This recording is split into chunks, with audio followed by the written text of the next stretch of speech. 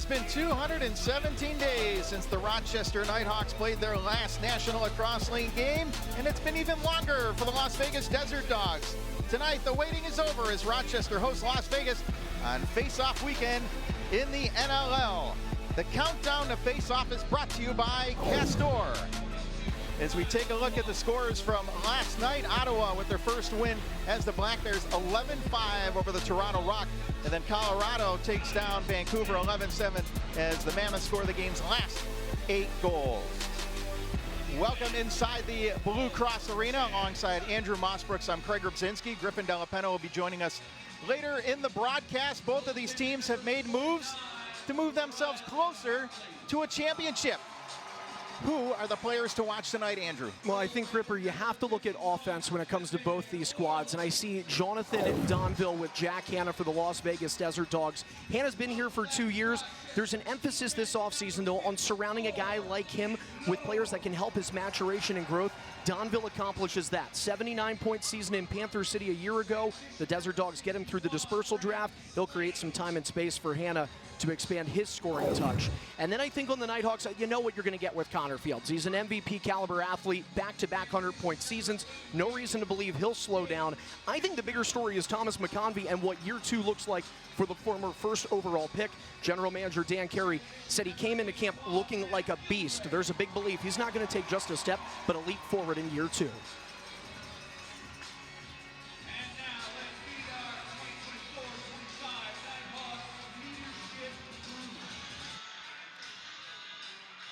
The starting goalies for tonight, first for Las Vegas, Landon Kells, 5-12 last year. Sean Williams, the head coach of the Desert Dogs, looking for a huge step forward from the maturity of Landon Kells, looking for some consistency out of his netminder, and Kells is ready for the challenge this season. Rochester will go with Riley Hutchcraft. If you take a look at his numbers, now Rylan Hartley was put on the injured reserve list. And that's why you have backup goalies. Riley Hutchcraft had some great starts the last 2 years, and he will get the start tonight in goal for Rochester. I think it would be easy to say one of the better backup goaltenders you have in the National Lacrosse League because of seasons like last year. Hutchcraft thrust into the starter's role for the bulk of that 23-24 campaign. As you mentioned, Ripper, a lot of quality starts out of that end. And I think on the other end for Kells, you know, part of the struggles were probably a byproduct of the lack of offense coming from the Desert Dogs. They hope to have solved that in the offseason, and we'll see how it pays out here in week 1. Take a look at the face-offs. No Joe Post right now for Rochester. Taylor Jensen. Jensen has made great strides taking face-offs in preseason, according to head coach Mike Hazen. Jensen took 3 of the team's 506 face-offs last year. Joe Post took 470. And Taylor Jensen's job is to get the ball out quickly and let those wing players go to work. I think it's interesting when we look at a Knighthawks team that has such a large contingent of returnees. When you think of the guys that are no longer here, Joe Post probably at the top of that priority list, and it is big shoes for Taylor Jensen to fill. He played critical roles when the minutes were given to him last season for Mike Hazen, and to your point, Ripper, again, it's going to be in the middle, settling and earning that possession, and as many of them as you can get. The more the ball is in your sticks, the better the chances are it's going in the right net. Las Vegas, Connor Kirst will take the face-off for Las Vegas. He's only one of 2 American team captains in the National Lacrosse League. The other one, Blaze Reardon of Philadelphia. He's a Rochester native. Kirst said he's very honored to wear that C on his jersey. Let's see if he can lead his team tonight. Off the face-off, as you see, Rochester battling, picked up. Kirst in front, the shot over the top of the net. Early opportunity for Las Vegas. Back away comes Taylor Jensen, the RIT product, racing in. Rochester's really going to try to play an up-tempo transition game this year with the addition of Josh Medeiros, and they're really going to unleash these defensemen to get some opportunities. Lanchbury now on the far side. Rochester looking in front. McConvey couldn't hang on, and that one is intercepted and taken down the floor across center. As Patra, former 2nd overall pick, gets it over to Kyle Killen. And 50-point seasons 2 and 3 seasons ago, and Hanna shoots, and that one hit the far pipe and ricochets over, and Rochester will clear it out of their own end. Knighthawks in transition, drop pass, Reese, fed in front of the net, the shot, oh, and Kells just got enough to keep that one out. I'm wondering if Gillies found a bit of iron on that shot. Back and forth, you can feel this tempo, you can tell it's the start of the season, the energy palpable between both sides. Both of these teams looking for the first goal of the season here. A little feeling out process here in the early going. Turner Evans from the near wing shooting, Kells the save. Evans picks up his own rebound behind the back feed, and that's tracked down by Connor Fields. Feeds it across the shot, and that one's denied as Kells went pipe to pipe to Rob Lansbury, but a crease violation, and Curtis Knight, one of the alternate captains, played only in 9 games last year. It's good to have him healthy to start the season. And that's such a huge part of this season for the Knighthawks. We talked about last year, health at the forefront. He wasn't the only guy that was missing at times. Dan Coates, they missed for large periods as well. And that one is taken away, and here come the Desert Dogs the other way. Jonathan Gagliardi will leave it for Taylor. Taylor's setting up on the far boards. He's going to leave it on back for Dylan Kinnear. Spent the last 4 seasons with the Colorado Mammoth. Over near side to Donville. Great facilitator on that right side. Gives it to Hannah. In the slot, the shot. And that ricochets wide of the net. You talk about Kinnear, I mean, he's one of 10 new bodies for this Vegas Desert Dogs team that kind of went through a cosmetic overhaul, specifically on that offensive flank. Over now to McConvey, and McConvey, one of 16 returners for Rochester. And that one goes wide of the net, picked up. Vegas trying to get it out of their own end. A little pressure provided there by the captain of the Knighthawks, Dan Coates. Fed over near side, Rouet shoots and scores. Jacob Rouet gets Las Vegas on the board, 1-0. Well, and if you're the visiting team, that's exactly what you want. Rouet just kind of goes 5-hole here on Hutchcraft, as I think we have a couple of, this might be some Buffalo Bandits fans are excited. Not sure what side they're playing for here. Maybe next weekend. But either way, that's just a shot from Rouet. The wherewithal to see here. He kind of parks himself on that left side, and notice if he shoots low, has that bounce in between the legs of Hutchcraft. And the Desert Dogs bite first here on opening weekend. Well, Rochester trailing 1-0. It's 2 minutes and 46 seconds into the opening stanza as they battle for the loose ball, and it's played on back to Ethan O'Connor, who had a good stint with Team USA at the World Box Lacrosse Championships. Bounces it back now to Waters. Waters to Lansbury. Now to Evans, near side McConvey, turning the corner, shooting, he hit the crossbar. Second pipe for the Knighthawks. Here they come in transition, Saunders. Saunders, second-year pro out of Victoria, BC. And he'll leave it on back for Casey Jackson. Jackson watched there by McConvey, who's back there playing a little defense. Jackson looking, gives it over Donville, the former NLL Rookie of the Year. Gets it over to Simpson, he misses wide of the net, and that one skips across center. That's an over and back violation. I think that's the first situation that we see with Jonathan Donville that you're going to look for throughout this game. He is an elite distributor, and so he'll create these offensive opportunities for the players around him for them to explore a little bit of creativity. Speaking of creativity, there's Connor Fields, little nifty move. Gets it over now to Curtis Knight. Up top to Turner Evans. Evans fighting off a check. Gives it in the slot, but Waters was tied up, and back away come the Desert Dogs. They're attacking in transition. The shot, he scores! The bouncer by Brandon Goodwin. Yeah, and some extracurriculars to follow, so tension building in the opening 4 and change for two teams who are separated by a couple thousand miles. Brandon Goodwin, a couple of transition players finding the back of the net for Vegas early in this one. And he comes in with speed, and then he stops and realizes that the players to his left and right, they're sort of gapping out, and it ends up creating this lane that initially looks like it's going to be clogged up, but it's Kurtz doing the work in front to get Curtis Knight out of the way. And that just presented the lane for Goodwin to make it 2-0. Goodwin, one of 3 players that came over from Panther City. Hutchison is another one. And of course, Donville. Well, and this dispersal draft, when we're talking to some of the players, including Mike Hazen this morning, you can just see how that affects things. And, Vegas lifetime in this season series with these all-time meetings, they've done well against Rochester. Last win was in February. They dropped the Knighthawks back here February 24th. And it came with a fourth quarter comeback for the Desert Dogs, and that's something that's huge this year, right, Ripper? Is the Knighthawks trying to avoid falling into those second half collapses. Also getting off to good starts. That shot by McConvey is denied right now. They're in a 2-0 hole. It's a heck of a shot from McConvey, but what a save from Landon Kells there. Rochester now getting some offensive assistance as Smith joins the rush.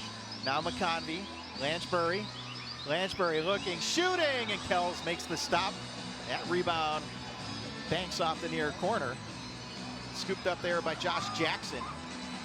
Lofted across center. 2-0 Las Vegas. I think when you talk about the expectations for Landon Kells to further develop, big thing to remember is this guy's in his early 20s. He's a young kid, so that ceiling is still quite large, and he's far from the top yet. And he's showing some, I think, ability that shows you the future is bright for him with a couple of the saves he's made early here. Knight flips it over. You talked about Kells, 8-5 this summer with the Peterborough Lakers with an 8.22 goals against. He had a great summer in Major Series lacrosse. Fields looking, shooting, Kells the save, and the loose ball is corralled by Kells, and he'll look up the floor and fires it quickly to Watson.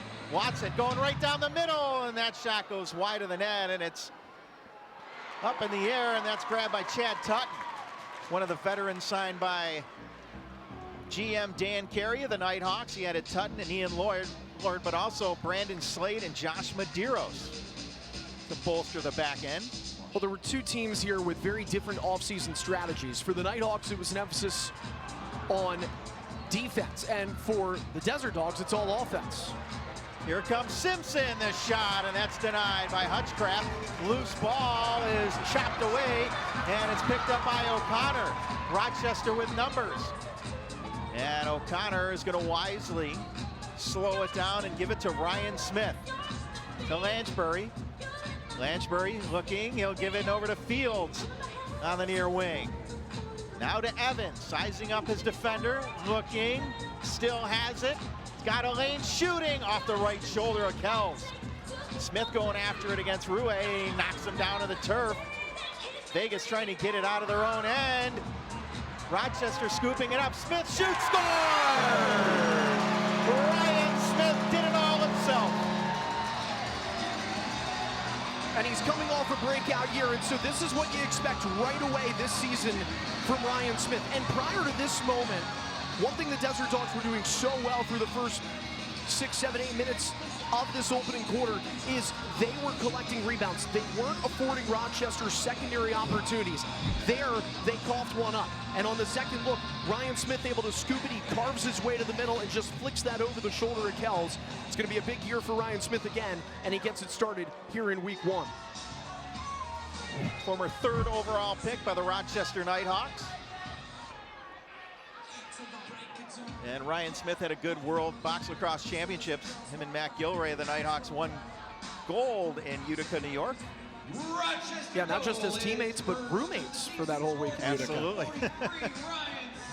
Apparently they watched the same shows, talked to both those guys about their experiences. Neither had anything bad to say about one another in terms of the rooming and sharing space.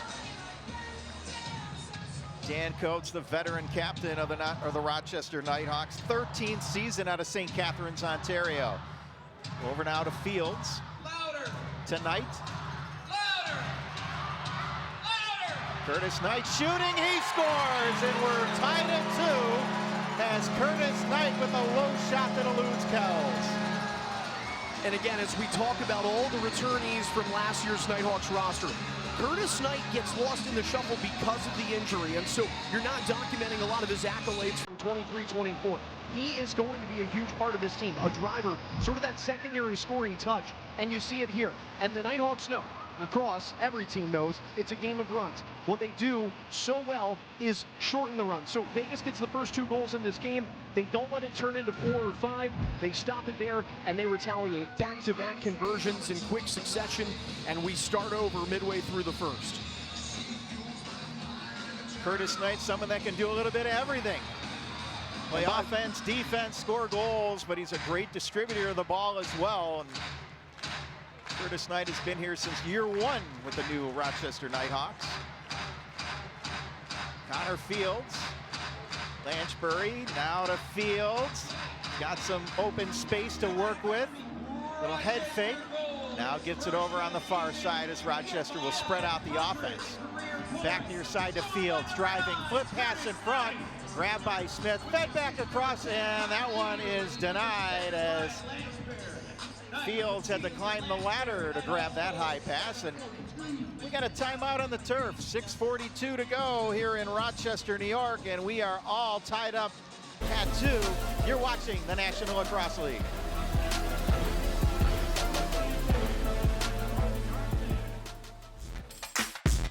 The National Lacrosse League is on ESPN. What a shot by Trey LeClaire. A fresh season with fresh faces and storylines.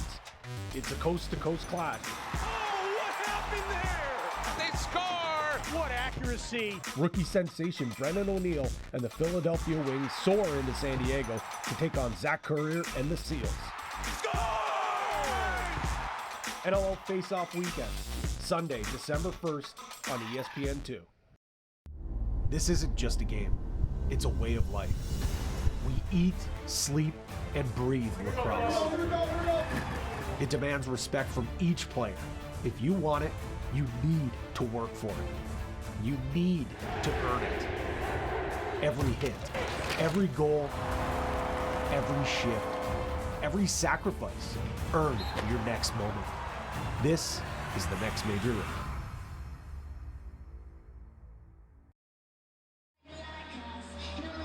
Welcome back to the Blue Cross Arena. Let's go down to Griffin, who's got some history as Sean Williams with Rochester. Yeah, Ripper, the Vegas head coach and general manager, spent 10 years here with the Knighthawks during his playing career, and the NLL Hall of Famer had some great things to say about his time in Rochester. And when I asked him what these trips back mean to him, he had a huge smile on his face and said, in his entire lacrosse journey, these are some of his most fond times, including that 2007 championship team with Rochester. And Ripper, I know that you remember that team. What really stuck out to you with those guys? Yeah, the 2007 team was probably one of the best in the history of the National Lacrosse League as they finally won a championship. Sean Williams was the alternate captain of that team, along with John Grant Jr. Ken Millen was on that team. He's one of the assistant coaches with Las Vegas. Chris Schiller is a scout for Las Vegas. He was on that team. So old teammates stick together. Well, and in the midst of that, speaking of an old teammate, a former Nighthawk, now current one, with a new franchise, of course, Ian Lord, he's in the box. So first power play of the contest and season, in this one belonging to the Desert Dogs. As Rochester with the ball, short-handed with just under 6 to go here, tied up at 2 apiece. Fed in front of the net, and Fields thought he was held on the play. And down the floor comes Las Vegas. Hey, let the officials hear about that one. Connor Fields is animated as some can find, but it's just the pure competition from him. Donville looking, shooting, he missed wide of the net. Ricochets off the back, but it's scooped up, and they'll have another crack at it. Shot, that one hit the near pipe, and it ricochets all the way back into the stick of Donville. Look at a fresh 30, now to Hannah. Hannah shooting, and that one is denied. Donville now shooting, he misses wide of the net, and that one's gonna skip across midfield. That's gonna be an over and back violation. Notice Donville in his first quarter here with the team. You can tell he's a quarterback for this power play already, and the ability that he has to create time and space for the guys around him. You saw it right there in those first few seconds. I love the fact that when we talked to Donville, he said he wants to put Jack Hanna in a position to score. Very unselfish, and Hannah was very complimentary of Donville as well, saying he's got such a lacrosse IQ, such a high IQ, that he can learn a lot from him. He's like another coach on the floor. Donville responded. He is a freak athlete and one of the best lacrosse players on this planet. So, How about Jacob Rouet? We saw him score already. I'm wondering if he could be one of the best soccer players on the planet too. Stickless, but still able to keep the ball in possession for the Desert Dogs.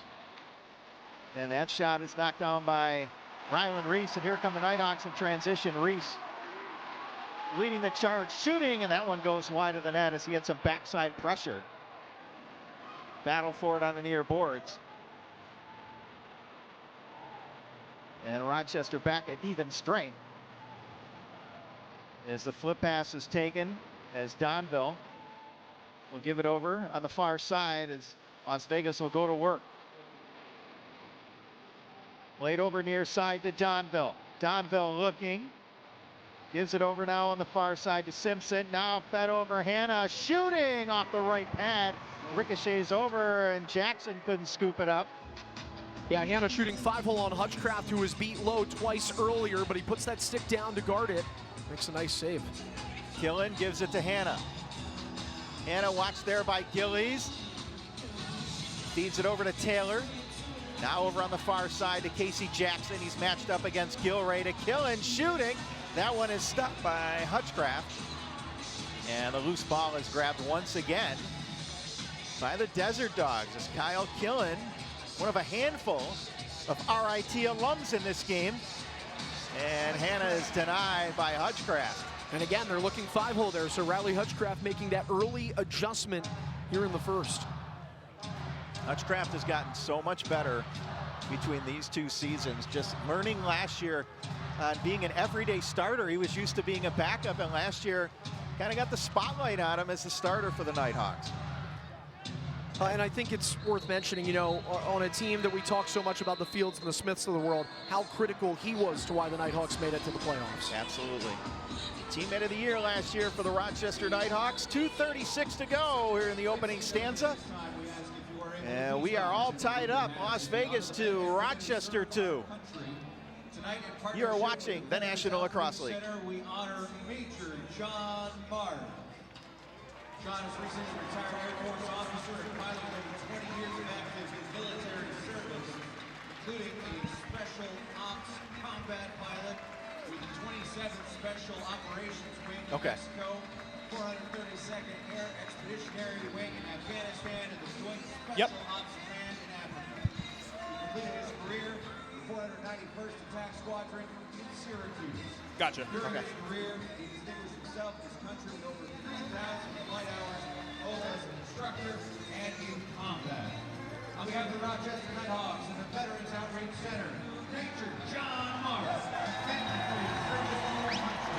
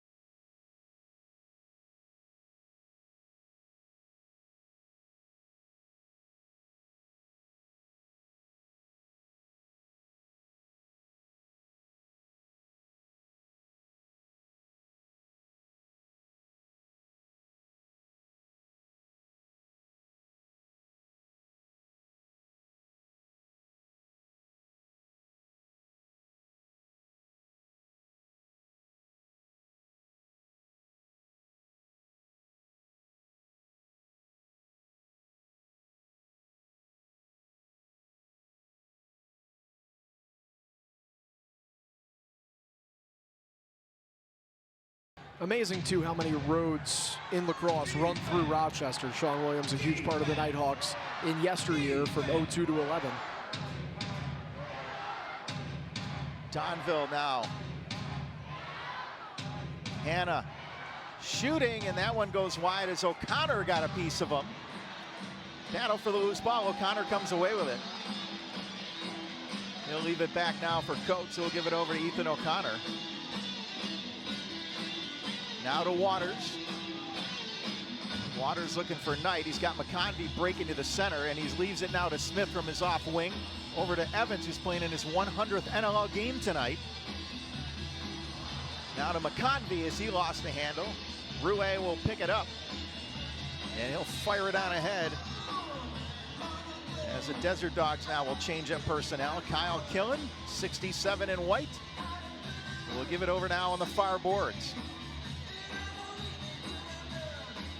Driving in, and that pass was grabbed off the near boards as Taylor got it over to Donville. Now to Killen through a screen off the left shoulder of Hutchcraft. Corralled by Casey Jackson. Passed over near side to Donville. Now back across on the far side, worked into the far corner to Kinnear. Back out in front, the shot. What a save by Hutchcraft as Jackson went racing into the middle and took a huge hit. You know, we've talked about how the game is a game of runs. It can be that way for goaltenders with saves too, because Riley Hutchcraft has caught some wind here in the last few, making some really, really nice saves and keeping this game deadlocked at 2. And that one is intercepted, and a holding penalty come up. That was one of the focuses this offseason, as they're going to call a lot more holds this season. The free hand hold, holding the stick, holding a player. 2 minutes holding the stick. That is definitely one of the things that the NLL is cracking down on this season. Well, it's one of those things that you see evolve, and you know, box lacrosse, there's some similarities you can certainly draw to the game of hockey. And if you look at hockey the way it was played in the Jody Gage era, where you could be hooked and held and slashed at all times and it would carry on, it's changed a lot, and you're seeing this evolution in the National Lacrosse League now. And that shot is denied by Kels. Last year, Rochester's power play was 7th best in the league at 48%. 2 seconds left, going coast to coast, and that one is denied by Hutchcraft. First quarter is in the books. Vegas came out firing, they got 2, but Riley Hutchcraft has closed the door ever since, and Rochester rallies for 2 to tie it. We're even at 2 after 1. You're watching the National Lacrosse League.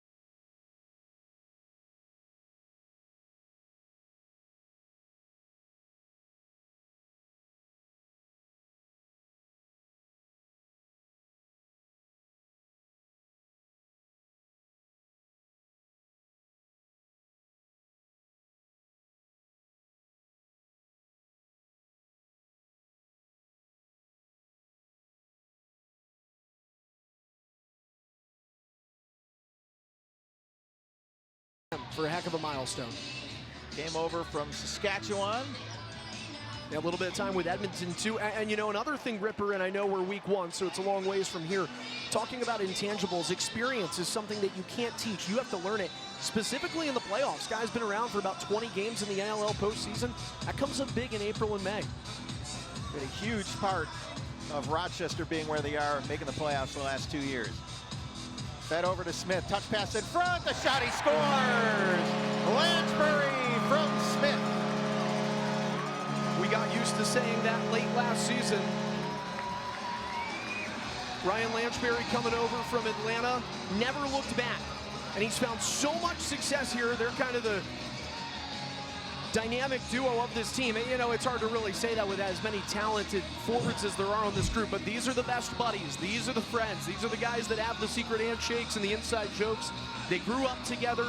They know where each other are on the floor at all times. It's almost that like twin synergy between Lansbury and Smith, and it clicks there. Knighthawks with 3 unanswered, their first lead of the season. Lansbury, of course, you said was acquired last season after week 1. Been a fantastic addition to the Rochester Knighthawks, 3rd in points last year. You know, those mid-season acquisitions from Dan Carey, not only him, Kyle Waters as well, a couple of great guys that have really contributed to the Knighthawks. Hannah now near side, the shot, and that goes wide of the net by Jackson. But it's grabbed on the far boards. Through a nifty pass in front, he scores! Jack Hannah! And here's the thing with Jack Hannah in year 3 as a Desert Dog. Again, the off-season emphasis, and Sean Williams talked about it. You know, his first year in the league, Hannah puts up 60-plus points. Second year, little over 70. The difference in year 3 is going to be that he doesn't need to be the Swiss Army knife he was the first 2 years. Yeah, he can do that, but he can be fed in front for opportunities like this. Whereas if we're talking in November of 2023, he's the one that's got to cut his way to the net himself. He's the one carrying the ball. He's the one driving the bus. Now he gets a chance to take a seat on it and be gifted those balls and those opportunities from the players around him, and opens him up like it did right there to tie this game. Big Jack Hannah ties the game up at 3. Dan Coates now will scoop up the loose ball off the face-off. And Rochester, that lead didn't last too long. Less than 20 seconds. Connor Fields looking, shooting. Kells save, rebound as McConvey scoops up the rebound, and Rochester will reset their offense. Smith gives it now to Knightfed in front. The shot, and Waters is denied on the doorstep. Curse now. The man that Sean Williams said exudes leadership. Fed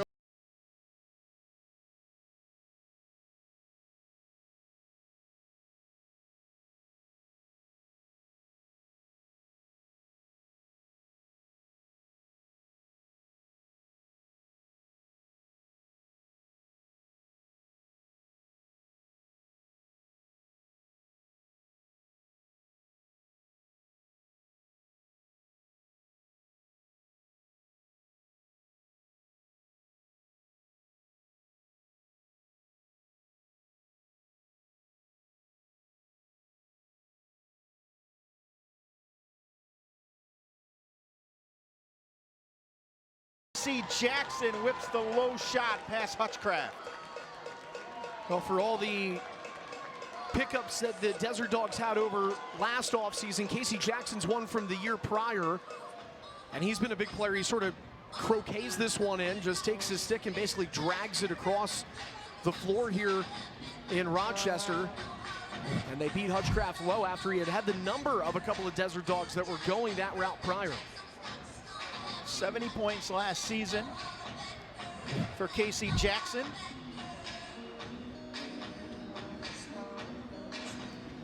And I can keep saying it over and over again. Casey Jackson, a product of, we can fill in the blank, RIT.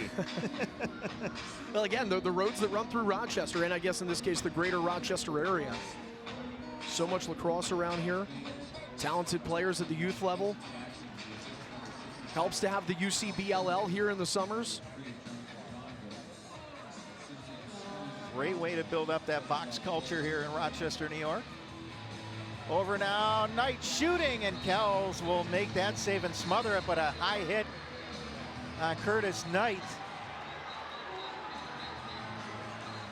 And you know, the other thing is these guys are getting together. We'll see if any penalties come out of it. I think there's going to be at least one for cross-checking. Yeah, one would think this sends the Knighthawks on a power play.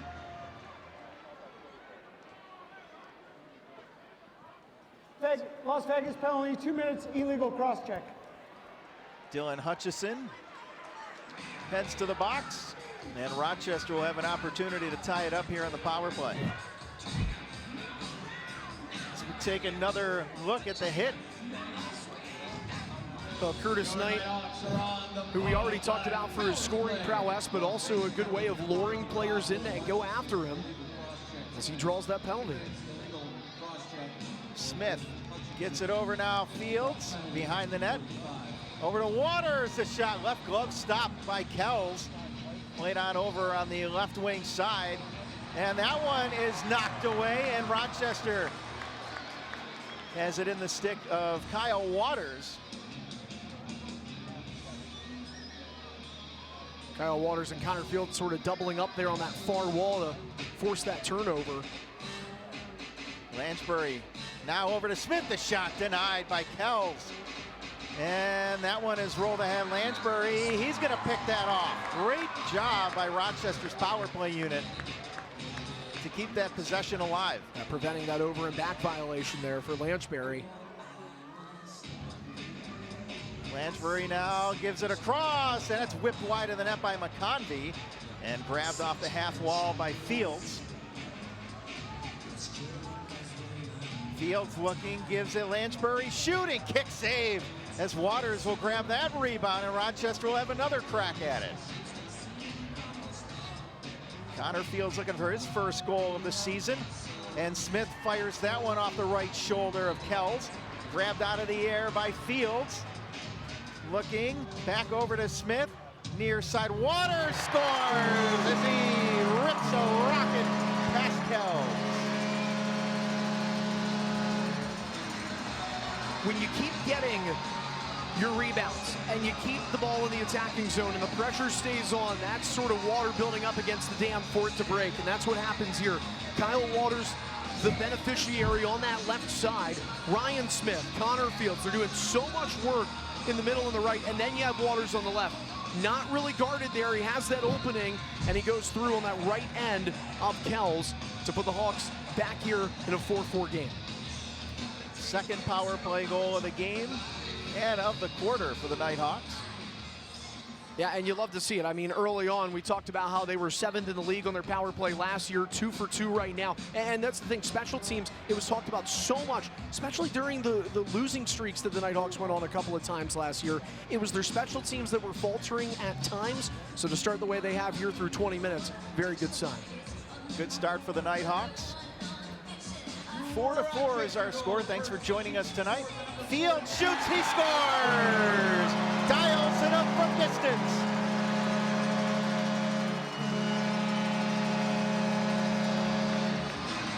And you say from distance, Craig, and this is what makes Connor Fields such a threat, and realistically one of the most talented forwards in the National Lacrosse League. It's because of his versatility and the fact that he can do it in so many ways, and the fact that he can move the ball to somebody else's hands, and that just speaks to the overall depth of the forward group here.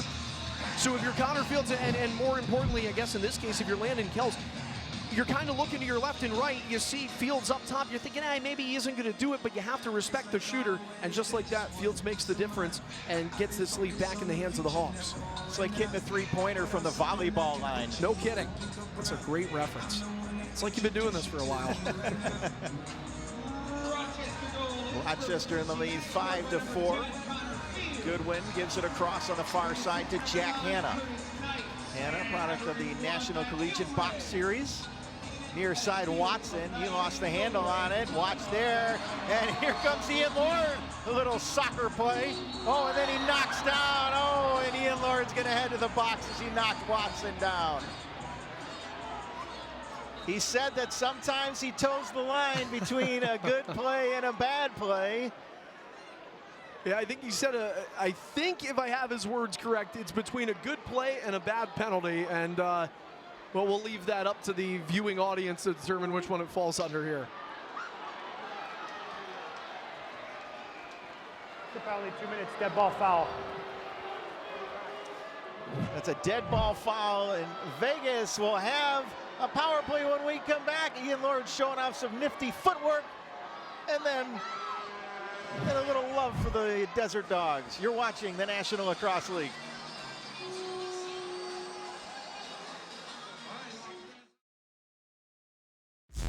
The National Lacrosse League is on ESPN. What a shot by Trey Leclerc. A fresh season with fresh faces and storylines. It's a coast-to-coast clash. Oh, what happened there? They score. What accuracy. Rookie sensation Brennan O'Neill and the Philadelphia Wings soar into San Diego to take on Zach Currier and the Seals. Score! NLL Face-Off Weekend, Sunday, December 1st on ESPN2. This isn't just a game, it's a way of life. We eat, sleep, and breathe lacrosse. It demands respect from each player. If you want it, you need to work for it. You need to earn it. Every hit, every goal, every shift, every sacrifice, earn your next moment. This is the next major league.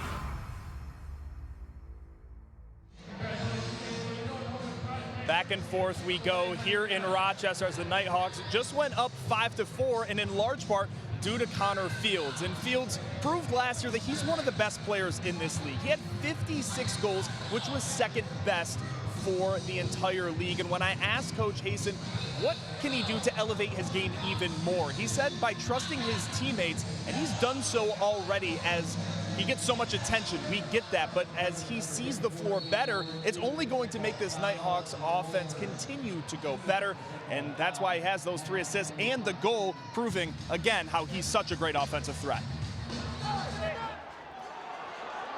And Las Vegas scores as Watson let it go. Rochester's defense and Riley Hutchcraft looking toward the Rochester bench as the net became dislodged after that shot by Watson. We'll take another look. This is where the net gets moved off, and I mean, seconds later it's fire through here. Here's the thing though, the Knighthawks are taking that net off, but Mike Hazen had that red challenge flag out, whips it onto the floor, and so we're going to see our first challenge here from Rochester this season.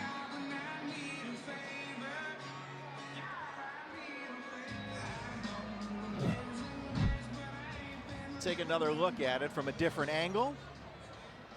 Rochester is challenging the call of the field of a good goal.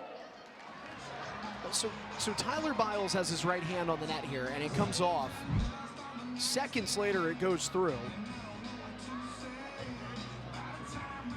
Tell you what, though, Hazer, I mean, you're going off of body language at this point. You can try and read the lips, although in a lot of cases we can't repeat what's being said, but okay, this is a great angle right here. Yeah, this is a telltale sign.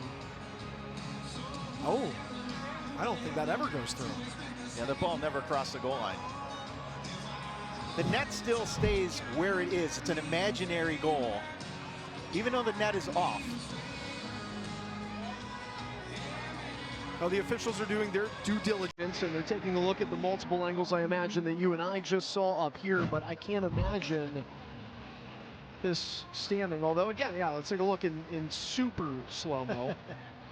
All right, so Hutchcraft makes contact with the ball. I think we see it peek out right there and bounces on the goal line. I don't think that ever crosses unless an overhead would see otherwise, but I can't imagine it would.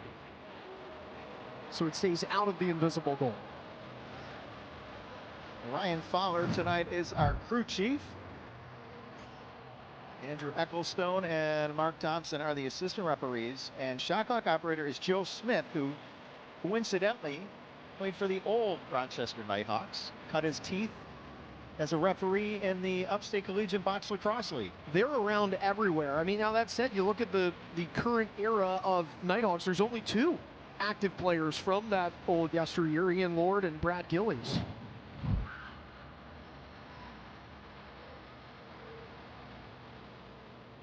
Are you at all surprised they are taking this long to look? I don't think so. I think they're doing their due diligence.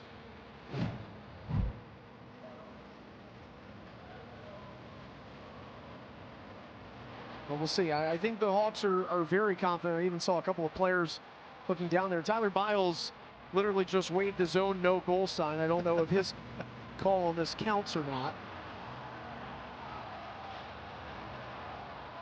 That call on the field was a good goal for Dylan Watson. Yeah, so that's the good point there, right? Is if you have to look at what the call on the floor is. And I think for that reason, perhaps to that point, it's why you're seeing it take so long, is because you need that conclusive evidence, not to confirm, but to overturn the call. And that's what the Knighthawks are trying to say. You can see fans packed in here at Seeger and Shoretino Field at the Blue Cross Arena. They're leaning over that timekeeper's table. They want to look at this. It's always debatable, by the way, on what you define as the best seat in the house. But when a play is getting challenged, it really is the best seat in the house to be right back behind the timekeepers. Oh, absolutely. You get a bird's eye view of what they're looking at. I think the players are getting a little restless here as they want to find out if this is indeed, this goal is going to be upheld. And we've got the answer right now. After review, the call on the field is overturned. The ball does not cross the plane of the goal. Call on the field is no goal. Yeah, the ball never crossed the goal line, and that's what they were taking a look at. It did hit the goal line. Never crossed the goal line. I think what's interesting there is the Knighthawks players, I mean, they knew what was coming. They thought it was no goal. No real anger from the Desert Dogs bench, even though it took a while. They were pretty confident. They saw it up there. I'm sure Sean Williams looked enough times and figured, yeah, this one's probably not going to go. 9:39 to go here in the second quarter. Tell you what, when stuff like this happens, what a change in pace. 5-4 is our score. This game has had a little bit of everything. Yeah, it really has. And you've had the physicality, you've had the scoring, you've had some great saves on both sides. But, you know, this is an interesting juncture in the game, right? It's the first one of the season.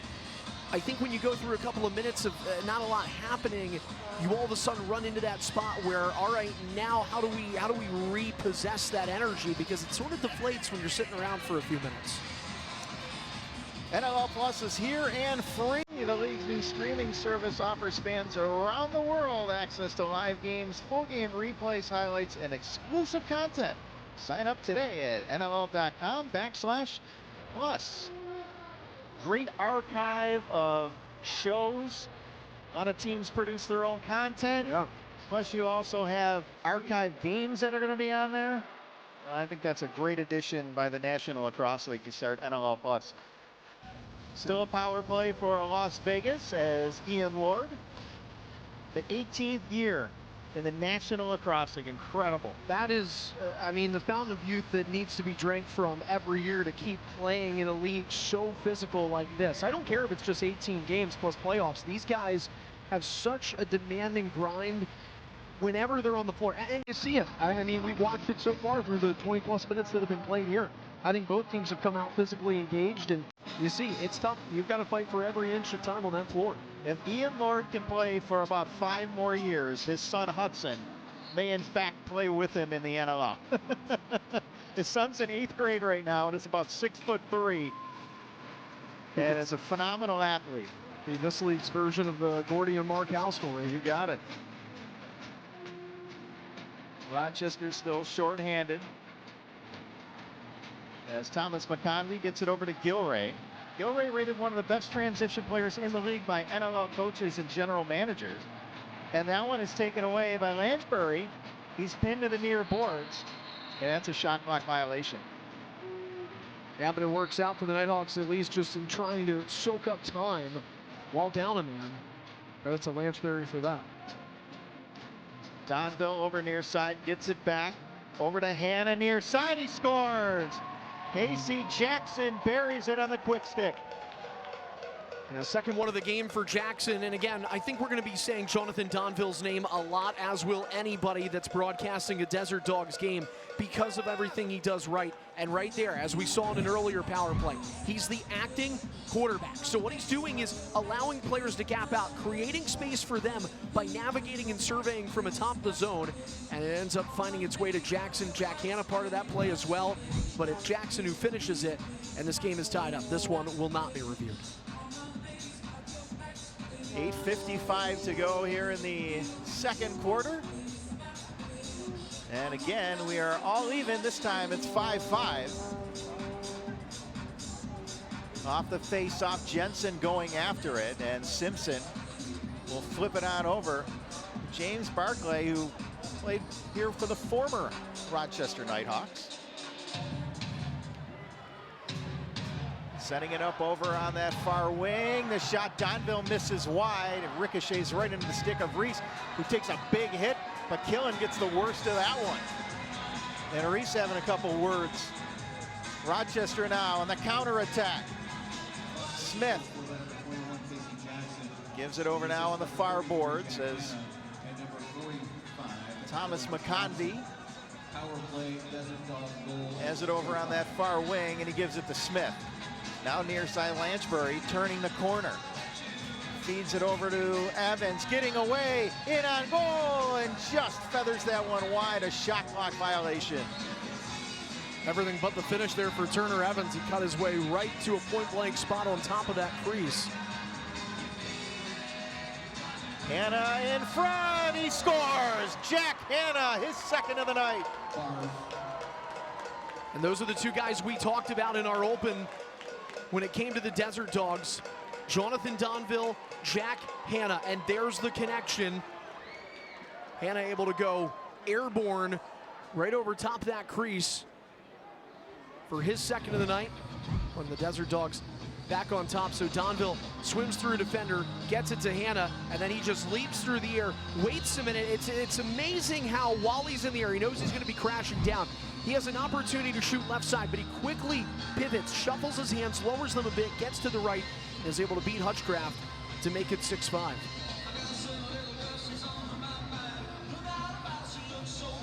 Two quick ones, a minute and 3 seconds apart for the Desert Dogs, and they lead 6-5 here in Rochester. Pretty tight first quarter. You're starting to see that offense blossom a bit on both sides here in the second. Hanna takes a big hit from Tutton, but bounces right off. Gets the shot off, and the low shot is smothered by Hutchcraft. Back down the floor comes Taylor Jensen. Jensen looking, he'll give it over on the far side to Connor Fields. Joining the rush now is McConvey. McConvey clearing away for Fields, in on goal, and Kells makes the save. Kirst going after it, he knocks down Fields. That's going to be a loose ball push. Back now to Knight, near boards. Lanchbury feeds it in front. The shot, he scores! Thomas McConvey.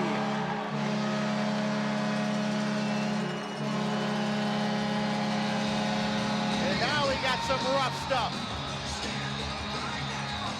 Well, two teams that are beginning to heck, what am I saying about beginning? They have not been fond of one another really from the first face-off here tonight, and that's only accelerated as the offense has gone back and forth. There should, and I think will be, a penalty against Vegas, but it comes after McConvey evens this one up.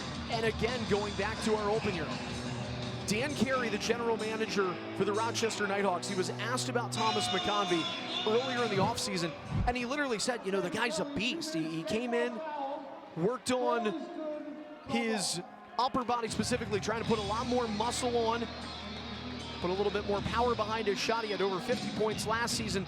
And the other thing that Carey and Mike Hazen both talk about is how McConvey was consistently getting better game after game last year. We're going to see that come to fruition again here in season 2.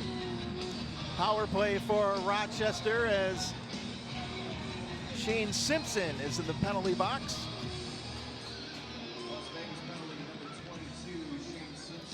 And now it'll be Jensen against Kirst. Dead ball foul on Simpson. One of the big additions for head coach Sean Williams. What a move by Taylor Jensen, by the way, right off that faceoff, cutting wide, and then all of a sudden just darted into the zone. And it gives the Knighthawks a chance to get set up right off the hop. That up top now to Waters, now to Fields. Rochester 2 for 2 on the man advantage so far. Lansbury trying to weave through traffic, still has it, back up top Fields, nice little head fake. Hits a cutting Smith, and that's off the right shoulder. The follow-up opportunity, Kells, oh, what a save, and that one is knocked away.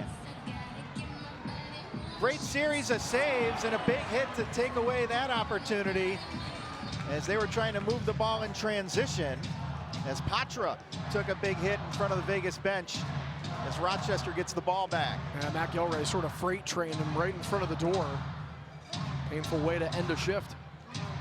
Lansbury, Smith shooting, saved by Kells. He got the right arm out, and Waters will grab that rebound. Rochester get a fresh 30. Lansbury over now to Fields, shot, save, rebound, and Kells fell over to his right to make the save. 4 saves in the last 40 seconds for Landon Kells. And I think through the first 3 power plays, you've seen the Knighthawks just present this suffocating offense. They're getting rebound after rebound on the opposition. That errant shot is grabbed by Chad Tutton. Tutton across center. Just 12 seconds remaining in the Rochester power play. Connor Fields from the restraining line looking. Gives it over Smith. That shot is knocked down, gets his own rebound, and that one is denied by Kells. And here's an opportunity coming right out of the box. Simpson in on goal, shooting, he scores! And Simpson gives Vegas back the lead. And I think you have to credit Jonathan Gagliardi for having the vision and the foresight to see going up the floor how Simpson had just broken free from the penalty box. It got evened up. He flings it down the floor, and Simpson racing in on a breakaway, shooting low on that right side. Desert Dogs get their first kill of the night, and they capitalize moments later. This team, by the way, I know that's not a shorthanded goal. They were great shorthanded last year, 10 goals while down a man. Shane Simpson was actually acquired by Rochester in the expansion draft. He was then traded back to San Diego. Rochester in return got Turner Evans. Yeah, so it all worked out. Just not in that moment right there when you see him score against Rochester. Absolutely. I think that save was off the helmet of Hutchcraft.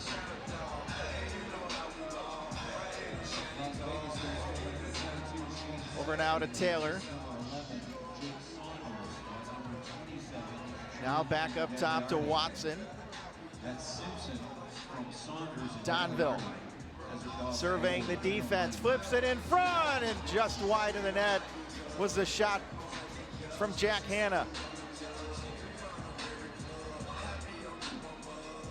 Here come the Knighthawks, trailing by a goal with 3:56 to go here in the first half. Fed in front, and that one is pushed wide of the net. Great feed by Curtis Knight. Waters in front, and that one is shot wide of the net. As flying in backside was Connor Fields. Rochester once again putting a ton of pressure, and now Smith tried a little swim dodge, but he has it taken away. That's an 8-second violation.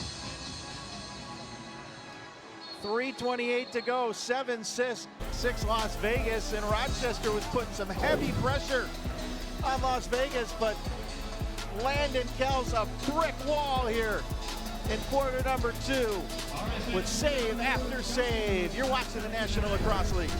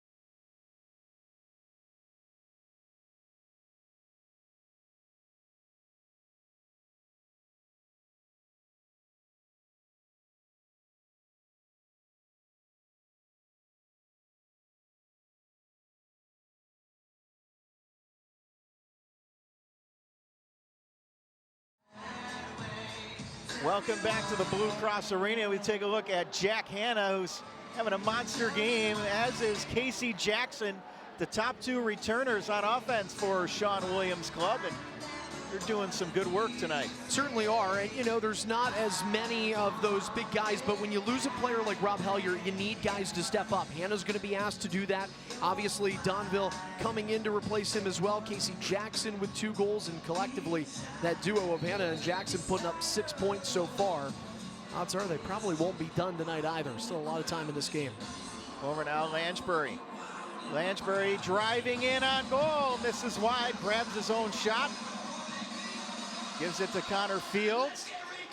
12 seconds left on the shot clock. Over to Knight, looking for the man in front of the net, and that one is knocked away. Kirst going after it against Waters, and Kirst wins that battle. Takes it into Rochester territory. Flips it over now on the far side. Back now the shot, that is denied, as that shot was taken by Barclay. Loose ball grabbed by the Desert Dogs. Taylor up the near boards to Jackson, to Donville. Hannah's in there, clearing out Knighthawks.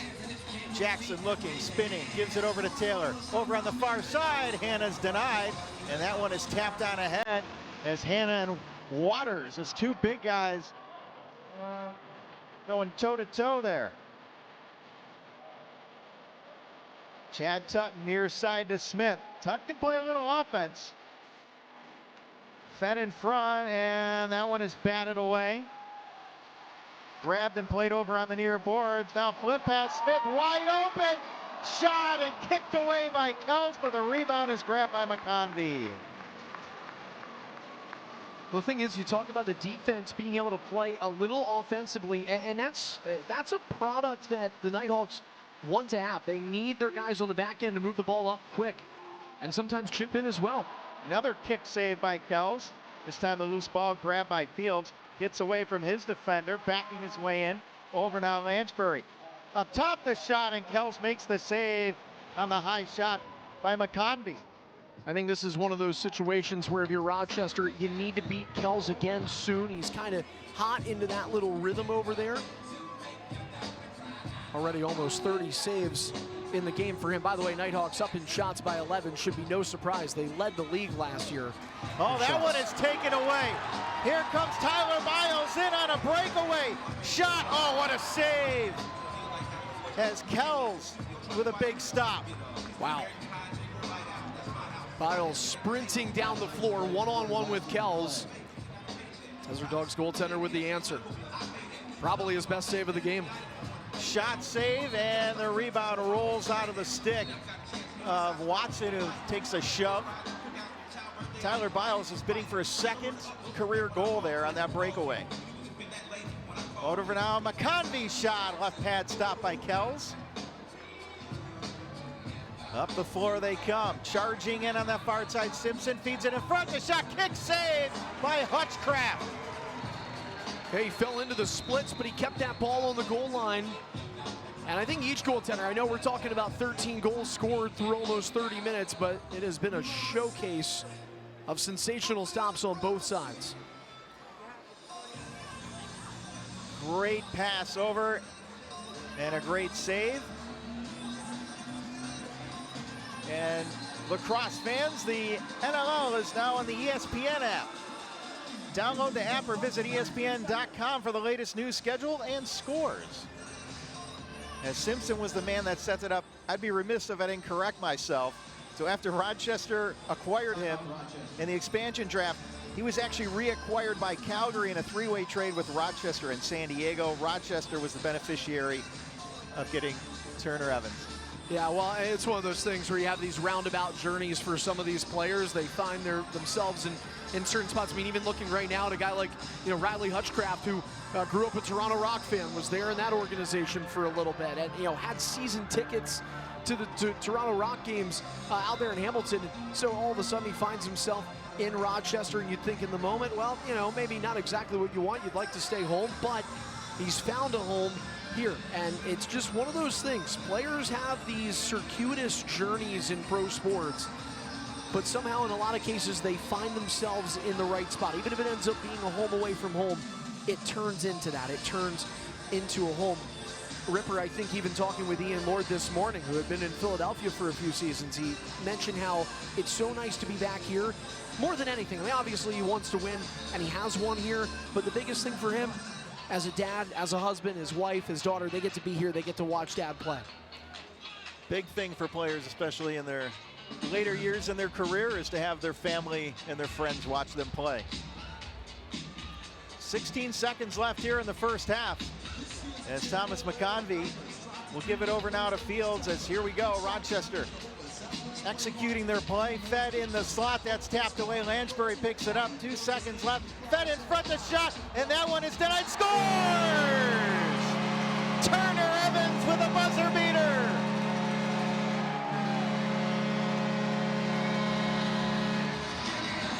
Well, the officials are immediately saying they're at least going to look up and confirm if time had expired or not. I think this goes through at the right time, so this is a heck of a buzzer beater.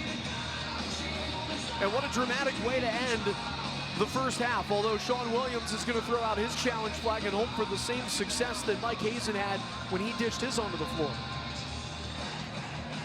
Well, they're saying to add a whole 3 seconds on the clock. Oh, never mind, just a tenth of it. Well, either way, the challenge flag has been thrown, so they are going to put this play under review just to see if time had expired or not. If it didn't, talk about Turner Evans for a dramatic way to conclude that half and send us tied into a game that really, truly has all the makings of a tie game. This has been back and forth. Excellent lacrosse through 30 minutes. Las Vegas is challenging the call on the field of a good goal. Plays under review. And again, deja vu from earlier. We have a good call being called on the floor, and we need the conclusive evidence to overturn it. So an initial save by Kells. Here's a rebound, and oh, that is a goal, yeah. At least half a second to go there, I'd say. From that angle, we can agree that that looks like a good goal. We're going to take a look at it, because the shot clock actually would reset after the save by Kells. As you can see, the shot clock is down to 2, now down to 1. That resets, and then Evans scores. So the shot clock would reset. So right, if you're looking at either thing, you're looking at the shot clock violation, or if you're seeing if time expired in the quarter. Either way, I think this is good. And here's the other thing. This is massively important. Here on this other angle, you can see, pay attention to the clock in the back of the screen there, right on that board. Watch as the ball's about to go in the net. And right there it is. And you've got 0.8 showing. So, I mean, there's plenty of time. I realize it's not really plenty of time, but you get what I mean. Enough time for that ball to be in and count. I don't think you can dismiss the idea of Sean Williams using his challenge here. And here's the other thing. Keep in mind, folks, if you're watching at home, I mean, there's not a lot of time to make the decision on whether you want to use your challenge or not. This very much has to be reactionary. How are you feeling? How is your bench feeling? And when you don't have a lot of time, in the case of Sean Williams, you're either going into halftime tied or up by 1. That makes a difference, does it not? Absolutely, especially going into halftime, as you said. So we'll take another look. I mean, we can look at everything here, Ripper. We can look at, did the ball cross before time expired? Yes. Did the shot clock reset? Yes. Were the toes of Evans in the crease? No. The call on the field is confirmed. We have a good goal. What a great goal by Turner Evans as he kept those feet out. Yeah, you lose a challenge if you're Vegas, and you hope that doesn't come back to haunt you in the second half. 0.4 seconds left. And it's all academic. That face-off is, we are tied up 7 apiece. A lot of excitement here in opening night for the Knighthawks and the Desert Dogs. Yeah, that was a big goal for Rochester to get there with Evans, because the last goal had come from McConvey just about 7 minutes into the second quarter. So, you know, we had talked about how Landon Kells found himself in a groove. The Hawks put a lot of shots on goal. They did last year. They're sort of following that formula right now, 39 through 30, and they're out shooting Vegas by a 13-shot differential. But, you know, that situation there, when Kells is hot, you need to find a way to kind of cool him down. And, again, it's a big difference here. Momentum shift at the end of the second quarter. Let's go down to the turf where Griffin has Casey Jackson to the Desert Dogs. Ripper, thank you. Casey, give up that goal late there. What does that do in terms of momentum if that goal, you know, goes your guys' way on the challenge instead? I mean, we're going to try and forget about it. Obviously, it stings, but at least we have a little bit of a break to go over it and stuff like that and recoup and everything like that. We're in a fine spot. It's a 0-0 game at half, so we're good to go. In terms of this offseason, you guys had a great push to get more offensive talent. How do you think through the first 30 minutes you guys are looking as a cohesive unit? I think pretty good. I mean, 7 goals is pretty good. Our 14 goals, I say, is a goal of ours to try and get to or more. But I always knew, like, in this league, the first quarter is just going to be absolute chaos. So it'll be nice to just settle down and get back to our stuff and at least play 2 more quarters. So, Casey, thank you. Guys, back to you. Thanks a lot, Griffin, as we will head to halftime as the Rochester Knighthawks and Las Vegas Desert Dogs going back and forth. We are tied at 7. You're watching the National Lacrosse League.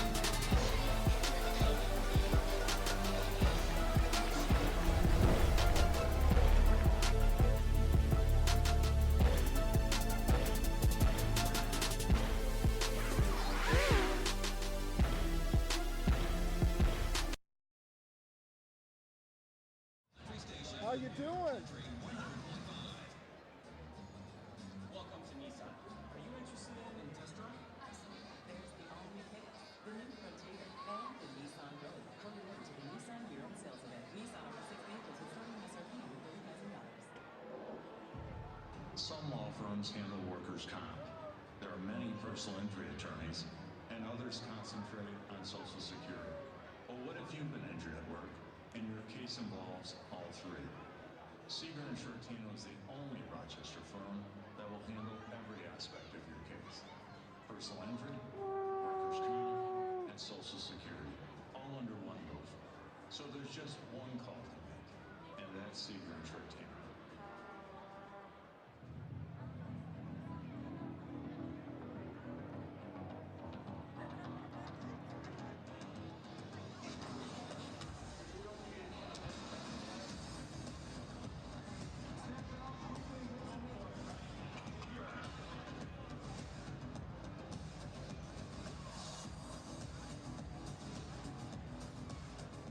Next Level Strength and Conditioning, official provider of the Rochester Knighthawks. Train next level.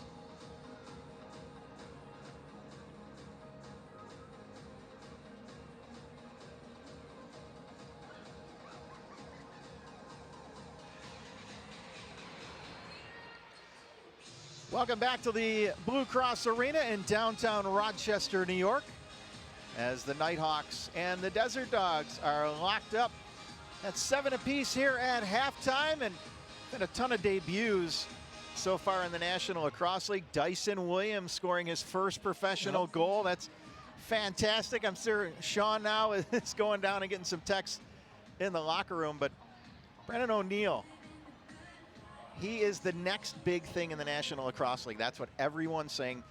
He's the first American to be drafted first overall since Casey Powell. Cannot wait to see him play for the Wings. Yeah, I think it's interesting in a year where people were talking and wondering, is this draft not that deep of a class? Well, Brennan O'Neill probably qualifies under generational talent, and the things he did at Duke University, the things he's already done as a 22-year-old, the sky is the limit for him. The Philadelphia Wings and Paul Day probably very happy with who they ended up getting first overall. Let's take a look now at some highlights. Yeah, I think with Brennan O'Neill, I mean, we talked about it, you know, the first American-born player since Casey Powell. You know, it's been 26 years, but there's a reason why he was picked first overall as an American. You see some of the things he did at Duke University. It was beyond that as well, but I mean, he was recognized as the most outstanding NCAA lacrosse player at just 22 years old. He's third in the history of Duke's lacrosse program when it comes to both goals and points. This guy also led the U.S. men's senior team to a world championship. He was the only collegiate player on that team, and he ended up leading them to that world title. Again, we talked about Philadelphia and the Wings. You're seeing his success in the Premier Lacrosse League now and all the things he was able to do for the Chiefs. This is a guy who's just got a well-rounded arsenal of weapons. He can shoot, he can pass, obviously he can score. You're seeing a bunch of that, and this is a guy who just, again, sky is the limit for him, and he's going to be someone that everybody's going to have the attention on when he is in your town with the Wings. Paul Day, who's a general manager of the Philadelphia Wings, said he's been nothing short of spectacular and a joy to watch. Yeah, and I'll tell you another thing that was cool for them, I think, is Brennan O'Neill's first exposure to the National Lacrosse League was watching a Philadelphia Wings game. And so you think of the greats, that Kevin Crowley sticks out as one of those iconic Wings players back in the day with the likes of Scott Gabrielson. This is going to be the next part, the next era, the Brennan O'Neill era for the Philadelphia Wings, and it starts tomorrow night. Absolutely. We're going to take a break. When we come back with more of the halftime report. You're watching the National Lacrosse League.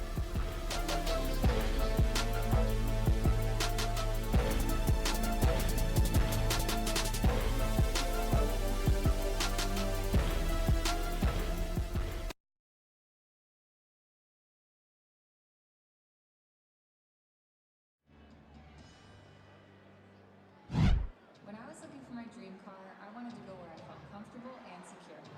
I'm Claudia Hudson, a singer-songwriter following the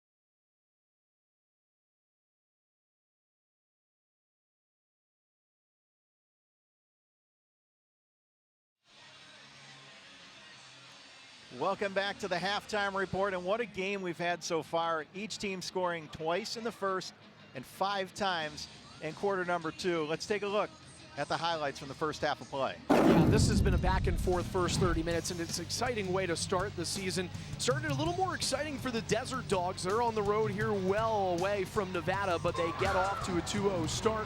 Their captain getting them on the board, but then the Knighthawks responding, and it starts with Ryan Smith. He came off a 40-plus goal season last year. Almost broke triple digits in points, but he finds his way on the board. Of course, Connor Field, Smith, they connect, and then you got Ryan Lanchbury, best friends with Smith. These are two that are going to be part of a, I started by saying a dynamic duo, but really there's so much and so many weapons there. Vegas clearly showing it on their side, and we saw with that first half interview with Griffin Della Penna how they talked about it. Our goal is to get to 14 goals in a game. They averaged fewer than 10 last year. You're not going to win a lot like that, but when you have 7 through 30 minutes, you're doing something right. Absolutely. When all the weapons they have, you see Donville there just quarterbacking the power play, and he has been as advertised. Yeah, Casey Jackson also having a really nice first half there with a couple of goals. Speaking of nice first halves, Thomas McConvey getting on the board using his frame. Even out the corner of your screen there, you could see him bodying up a man. A big thing for the Desert Dogs was taking advantage right out of the box, jumping ahead. Good play for them. They were able to bury it after a big kill, really their only kill to this point against the Knighthawks. But it was Turner Evans helping break through a buzzer beater under 1 second to go. In that second quarter, that's the difference between the Knighthawks trailing and being in a tie game like we are through 30 minutes of play. Let's take a look at the statistics after one half of play. Landon Kells is the storyline. There's no doubt about it, and he's a big reason why the Desert Dogs are not only tied, but that they're not trailing by a bunch. We know the Knighthawks are going to shoot the ball a lot. They have largely the bulk of their offense returning from last season. That was a group that led the National Lacrosse League in shots. They averaged over 80. They are on pace for closing in on 100. I don't know that they'll get that. Loose balls has also been big, and hey, credit Taylor Jensen. He's holding his own in the middle of the dot there with faceoffs. He's done a great job in the preseason, doing a great job here in the regular season. We'll take a break. Tied at 7 when we come back. Third quarter action. You're watching the National Lacrosse League.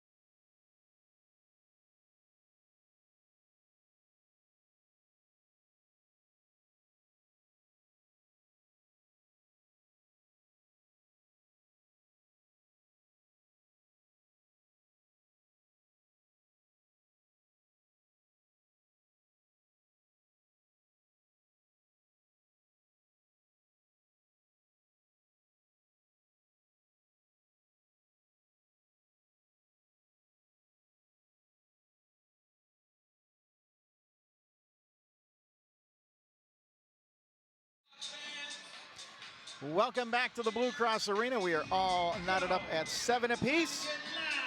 And lacrosse fans, let's join in on the fun with the NLL's all-new fantasy game platform, NLL Pick'em. With access to weekly and monthly prizes, play today at NLL.com. Well, the Knighthawks have a chance to immediately establish the difference between this year's group and last year's, because last season, it was a situation where they were having some trouble in the second half. Now we're seeing the wealth be spread across when you look at 7 different players finding the back of the net. But the key thing is a 60-minute effort. It doomed them in a lot of situations last season. This time they're hoping for a different outcome. Obviously, they have to break through a tie game first.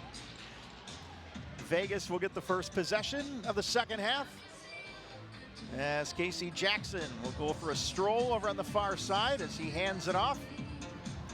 And Jack Hanna now will join the play.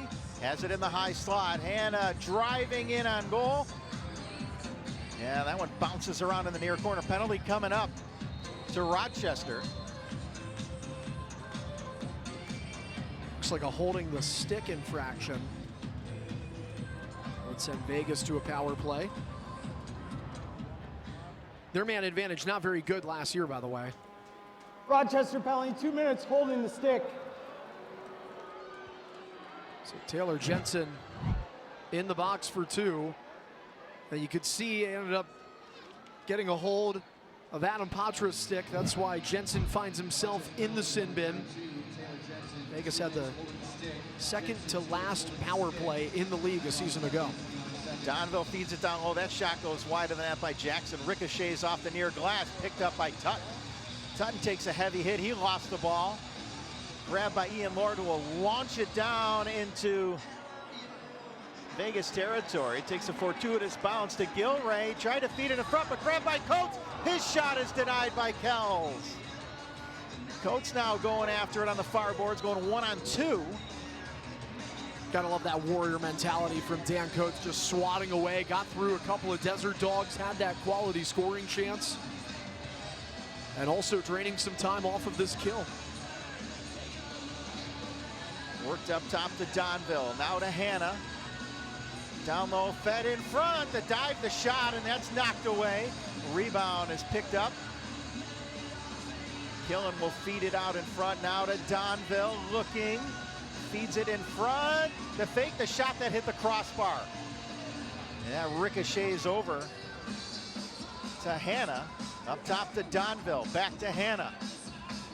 Hanna gives it over. Killen shoots, scores.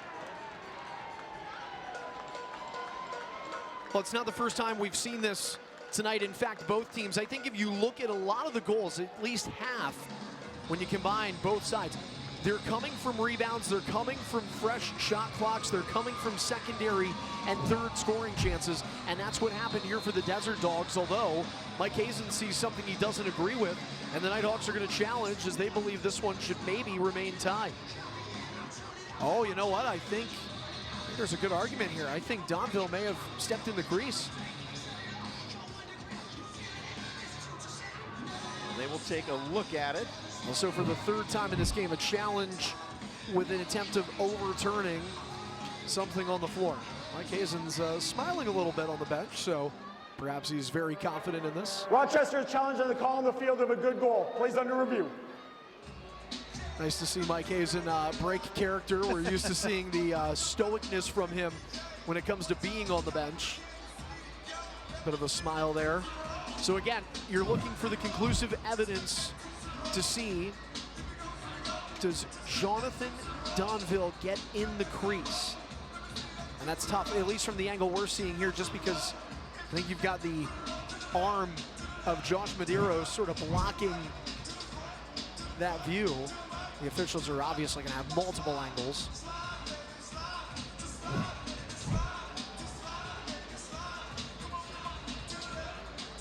Well, everything's been overturned tonight so far.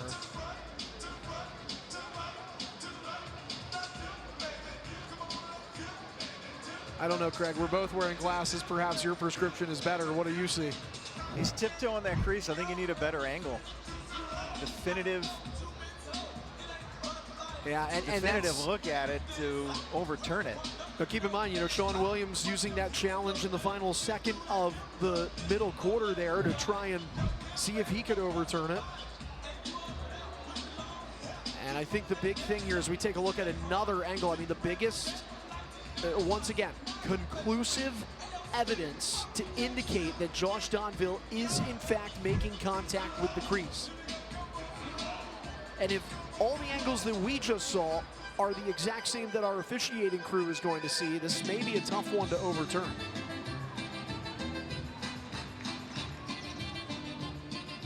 Take a look, Ethan O'Connor chatting with his netminder, Riley Hutchcraft. Now Hutchcraft's come up big too. I know we were singing the praises of Landon Kells at halftime, but Hutchcraft with 20+ saves in this game. And again, right now, they're counting it as a goal. You try to slow it up here. I mean, I think that left leg of Donville isn't in, it's the right foot, and you just can't tell, is that Donville or I think that is Coates that's with him?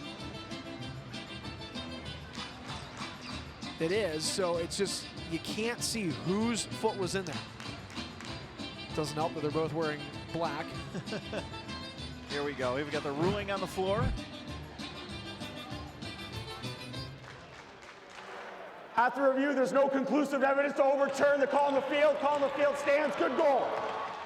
So our speculation is accurate. Yeah, you couldn't tell. I mean, there were a lot of bodies in the crease.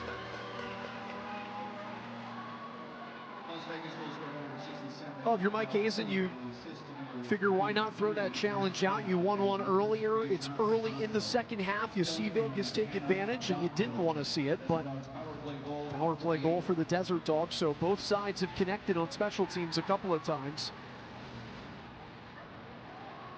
You know, I was just about to say there, Ripper, I mean, through 30 minutes, and, you know, both sides, it's been so even.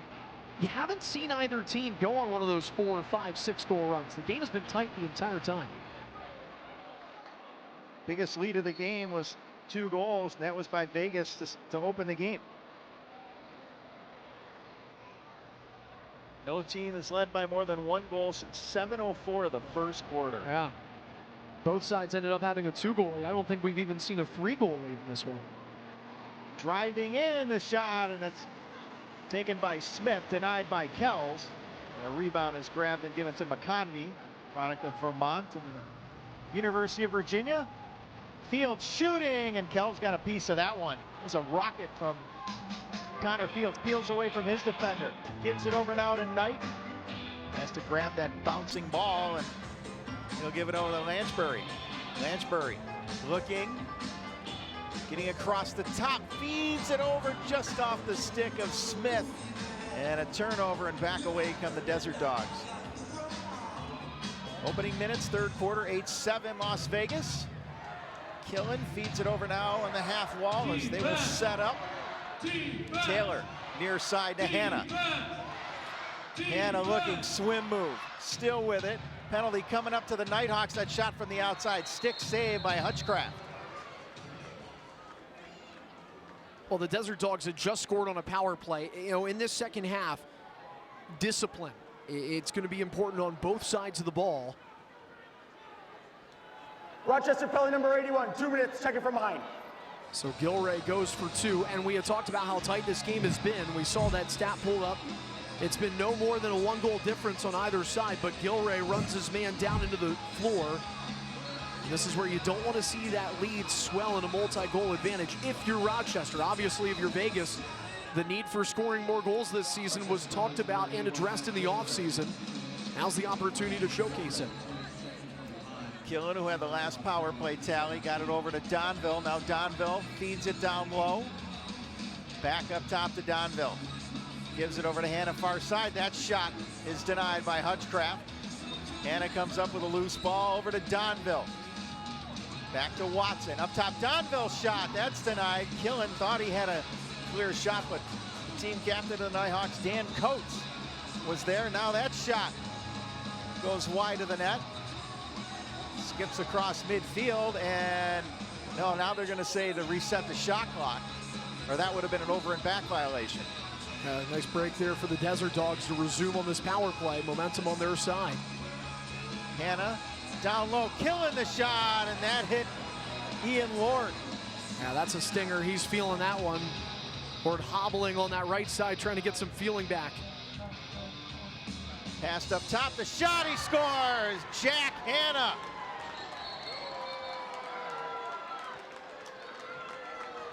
It's a bad break for Rochester after Ian Lord just soaked a shot for his goaltender, but Jack Hannah, talented as they come. You know, we were talking about the game growing in this area, Ripper, but you know, he's from Milford, Ohio. It's basically a suburb outside of Cincinnati, and he talked about it last year with Adam Levy, saying that, you know, there's memes, everyone talks about how Ohio sucks. He loved it there, and the game of lacrosse has grown so much in the Buckeye State.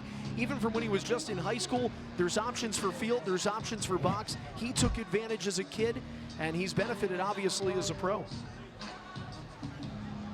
Sean Williams, guy who knows what it takes to score in this building, and he's talking to a young player in Jack Hannah who he thinks could probably do it here and in a lot of NLL arenas for years to come. I asked Jack Hannah, what have you learned from Sean Williams and Ken Millen? He goes, everything. Those are two legendary former NLL players. You talked about Jack Hannah. I talked to Cody Mull, and he's the assistant general manager. He said that Jack Hannah is going to really get things started from a youth standpoint in Las Vegas. That shot is denied by Kells. Outlet pass. And another part of that is Connor Kirst, who's their captain. You talk about youth in Vegas. He's part of their Sticks for Success program, which introduces the game of lacrosse to the youth in Nevada. And that's what the Desert Dogs are trying to do as an organization. So many teams, pretty much everybody in the NLL, you're obviously trying to put wins on the board and climb the standings, but you're also trying to make an impact in the community you represent. Rochester trailing by 2 matches the largest deficit that they've faced tonight. Over to Curtis Knight on that far wing, turning the corner, gives it now to Fields. Fields looking in front. Still has it, shot clock down to 8. Feeds it to Knight, the shot from in tight. Kells makes the save. That's a crease violation on Curtis Knight. 9:13 to go. As Landon Kells has been one of our players of the game, but back-to-back power play goals has given Vegas a 2-goal lead. You're watching the National Lacrosse League.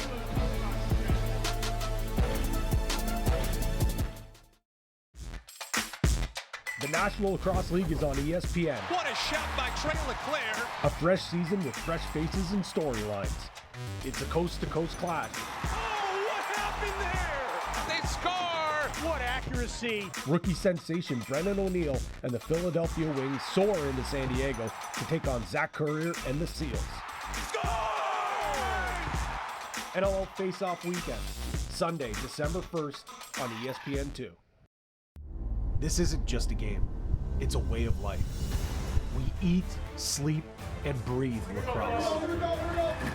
It demands respect from each player. If you want it, you need to work for it. You need to earn it. Every hit, every goal, every shift, every sacrifice, earn your next moment. This is the next major league. Back here in Rochester, Griffin Della Penna here with you. Vegas currently has a 2-goal lead. In this past offseason, they actually lost their captain, Rob Hellier, and general manager and head coach Sean Williams had a tough decision to make on who was going to fill that void, but it ended up not being a tough decision at all because he selected Connor Kirst, who is actually the youngest captain in the entire league at 27. I crunched the numbers, and the average age across the league is actually 33 years old, so he does have big shoes to fill in terms of leadership, but showed in the World Box Championships for Team USA that he can fill that void. And Andrew also mentioned that he's already planted his roots and trying to grow the game, living full-time in Vegas so far through his 3 seasons with the squad, guys.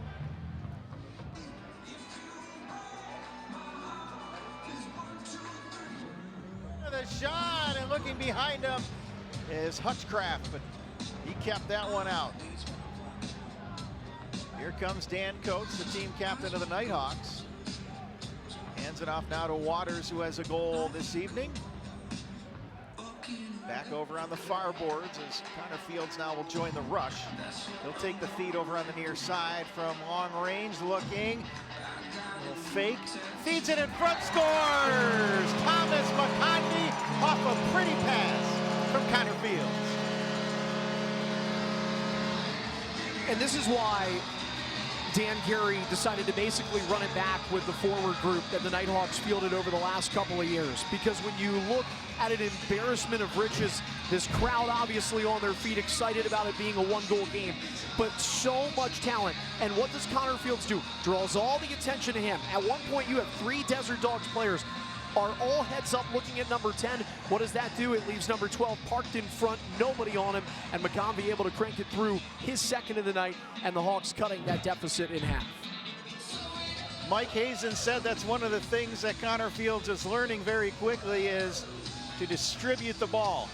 He's got other offensive weapons. He doesn't have to do it all himself, and that's a great duo on the left side for the Knighthawks. And now we got a penalty coming up right in front of the benches, and it looks like Taylor Jensen's heading for Rochester. I don't know if Vegas is going to pick up a penalty.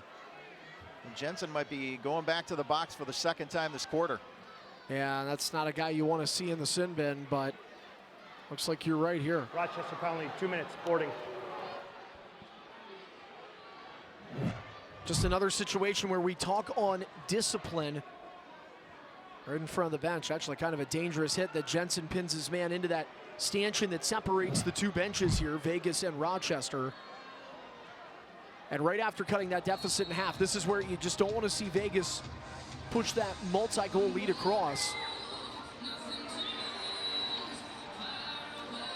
9-8 as they're looking for their 3rd power play goal here of the quarter. Here come the Knighthawks. Coates feeds it over the shot. Kells the save. Gilray was denied. I don't know if Donville knew where that ball was initially rolling back. He started backpedaling when he may have had some time to keep it over the line or at least prevent the Knighthawks from a possession. Hanna looking for his 4th of the night as Donville gets it over to Killen. Now back to Killen as he takes the feed from Donville. Looking, feeds it down low. The shot, that's denied by Hutchcraft as he stops Jackson. Up the floor now to Medeiros. Medeiros slows it down, and he's going to flip it back to Connor Fields. Fields now will fire it over into that far corner to Smith. Back over to Fields. Lansbury and Knight also out there for Rochester. The shot, and that hit a man that hit the back of the helmet of Barclay. Across center, Hutchison spinning away from Lansbury. He'll give it on ahead to Jackson. Casey Jackson in the slot. Donville, oh, what a save by Hutchcraft, who kicked out that left pad. And Donville picks his spots when it comes to taking a shot on goal. He's often distributing, as we've seen throughout this one, but right there, he's parked up top on that Seeger and Choratino field marker. Drilled it on, Hutchcraft ready, big save from the Knighthawks goaltender. Waters taking on the double team. Ball is free. McConvey fighting for it. Picks it up behind the net. Trying for the dunk attempt, and Kells makes the save. And Rochester now back at even strength as Jensen now right out of the box. Gagliardi feeds it down the far boards. 9-8 is our score in favor of Vegas. Killen gets it over now to Taylor. Taylor fights through the double team, feeds it behind the net. The dunk attempt by Jackson, he's denied. Good play by Hutchcraft, quickly hugging that left post to guard up. Prevent that one from creeping through. Connor Fields to Smith. To McConvey, back over to Smith on the far side. Now to Fields, driving in, looking for a man in front of the net. Little head fake, shooting, scores! Connor Fields.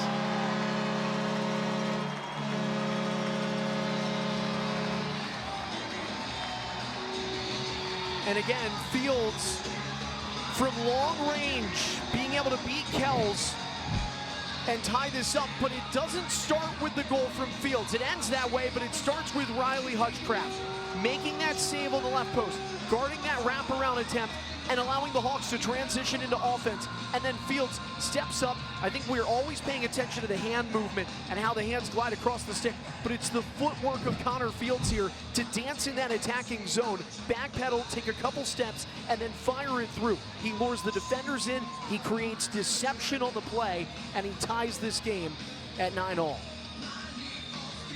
Take a look at Fields' numbers from last year, career year, second in goals for Connor Fields. It was Jeff Teat and Connor Fields. We talked about it.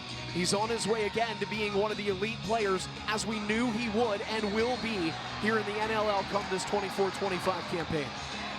Oh, now we got a penalty behind the play after Rochester was going to get the ball back. Medeiros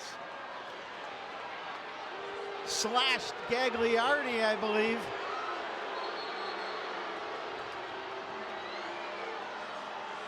A lot of penalties are going against the Knighthawks here in the second half, and on home floor, Rochester penalty, 2 minutes, dead ball foul. Let's take a look at it again. You'll see the push from behind. Well, and you see, so Medeiros looks around. He wants to see a call, and then he takes the route. That's always going to get called, right? The retaliation. And that's where the emotions just need to stay even-keeled in a tight game like this. Driving in, Watson flips it behind the net, taken by Killen, back behind the goal. Jackson setting up, feeds it back out in front, now to Hanna. Back over on the far side, the shot, Watson's denied, scooping up his own shot, and another attempt, and Hutchcraft another save. Hanna over to Donville. Watson feeds it near side, back up top to Donville, down low. What a save by Hutchcraft as he slid over to deny Jackson. That bounce pass grabbed by Ian Law, lost his footing. Oh, what a play by the veteran to get it across midfield. Little spinorama. Talked about it earlier. Those are the intangibles. Those are the things that come into play when you're not a stranger to the National Lacrosse League. And in the case of Ian Lord, he's got a couple hundred games under his belt. Fed in front, behind the back, scores! Ryan Smith, shorthanded.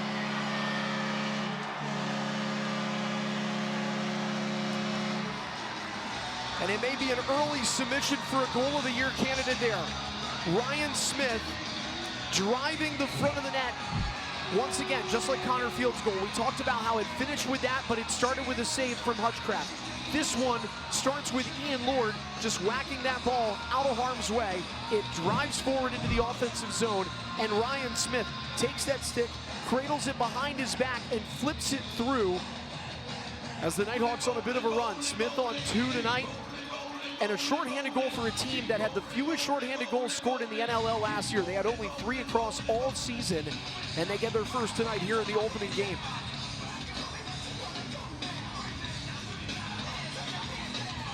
Seven ties, 5 lead changes, and right now Rochester is on a 3-0 run. Biggest run for either team in this very closely contested game. We're going to take a break, and man, this is getting exciting as we're going to come down to the wire. 10-9 Knighthawks. You're watching the National Lacrosse League.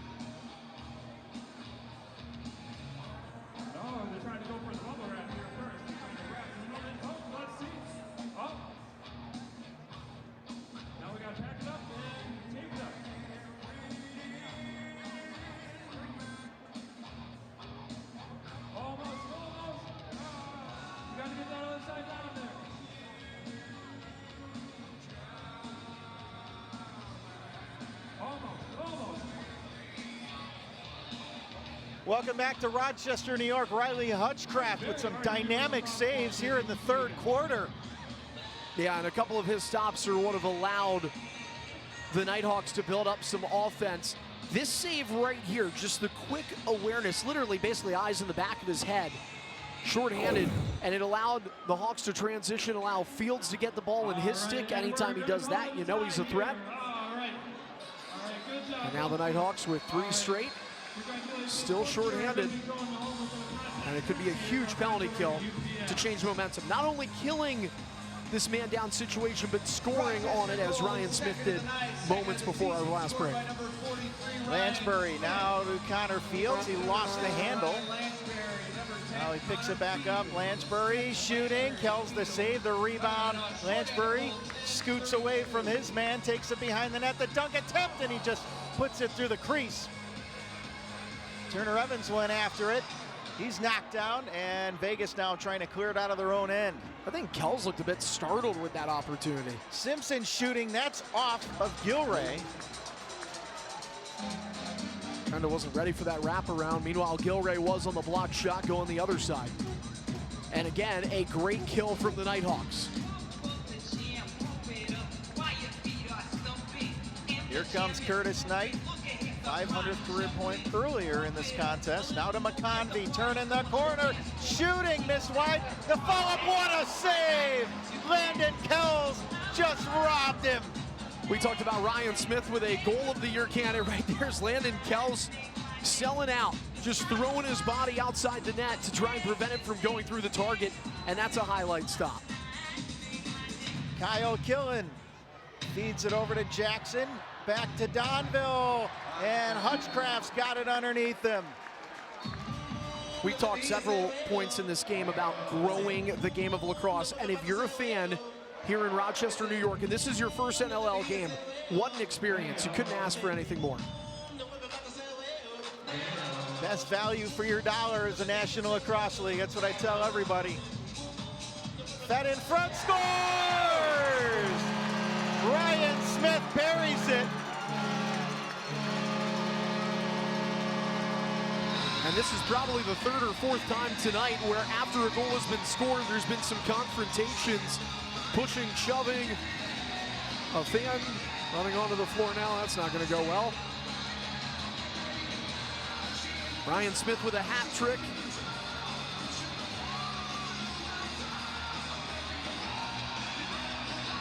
First hat trick of the season for the Knighthawks.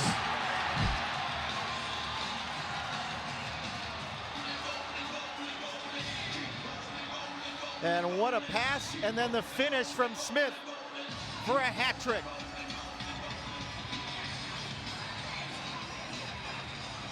Smith just cutting to the front of the net. Kells put his left arm up, but he was just a split second too late. Smith ready for it, he fires top shelf. And the Knighthawks with a 2-goal lead now. Rochester on a 4-0 run. Smith with back-to-back goals. Smith, Fields, McConvey, the big 3, 4 goals this quarter. And look at the way this third quarter started with Las Vegas on the power play. They scored to go up by 1, and now the third quarter belongs to the Knighthawks. Shot by Hanna deflects out of play, and Vegas will get the ball back. Is that deflected off of, I think it's Medeiros.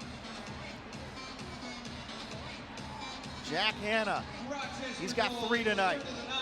Over on the far side, here comes Watson, the twister, and that's stopped by Hutchcraft. This crowd is really into it now. 4-0 run for Rochester, 2-goal lead. As McConvey will wait for Waters and give it back to Waters. Now to Evans. To Waters, far side to Curtis Knight. Knight watched by Hutchison. Near side to Fields. Fields, little bounce in his step. It's got a lane, shoots, and a save by Kells, and he'll scoop up the rebound. Kells looking for options ahead, and where the Desert Dogs are right now, this 4-goal run for the Knighthawks. It's the largest run either side has had. So if you're the Desert Dogs looking late in this game, this is the time where you need that next goal. You're only down by 2, but they need something, and I think one of the things they may need is Jonathan Donville, who we have not seen or said his name for a while. That shot goes off the mask of Hutchcraft. Here comes Rylan Reese with a full head of steam. In the Desert Dog territory, he's going to fire it up the far boards. To O'Connor, who leaves it for Smith from long range. A shot off the left glove. Rebound they battle for. McConvey, not wanting to be out-muscled, pins his man to the half wall. 2 Knighthawks, 2 Desert Dogs. Who's going to emerge with the ball? And that one is flipped back into Knighthawks territory to be Rochester ball. Well, what you're looking for in this situation is being physically engaged, trying to dispossess the other team, and sometimes you do it not with getting in a passing lane and getting your stick through, but using your body in that angling and frame to cut them down, and sometimes you got to get your hands dirty a little bit, play the body. McConvey, his shot is knocked away, grabbed behind the net. As Saunders, a second-year man out of Victoria, got it on ahead. Simpson shoots and scores.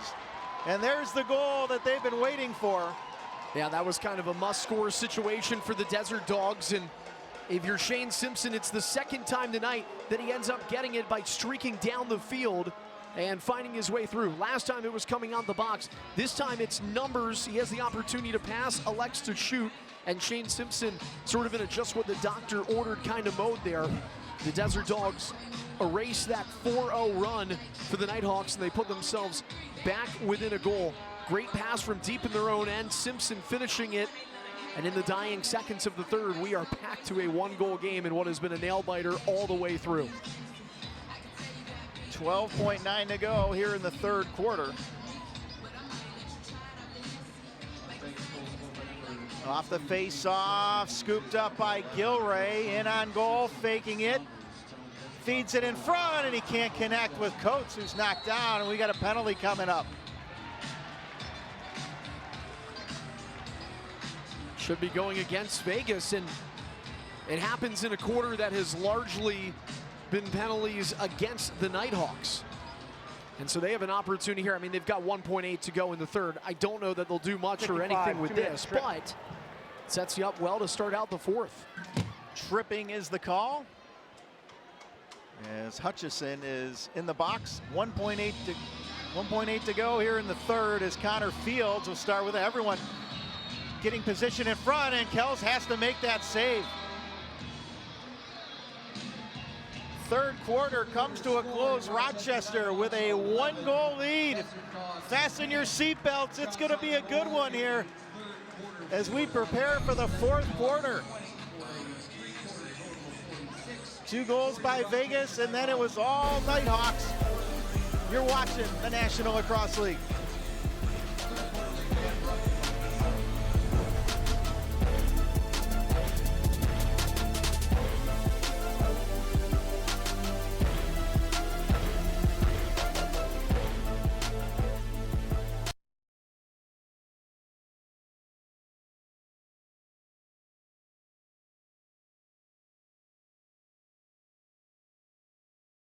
Switch. Oh, sorry, Rochester. Rochester.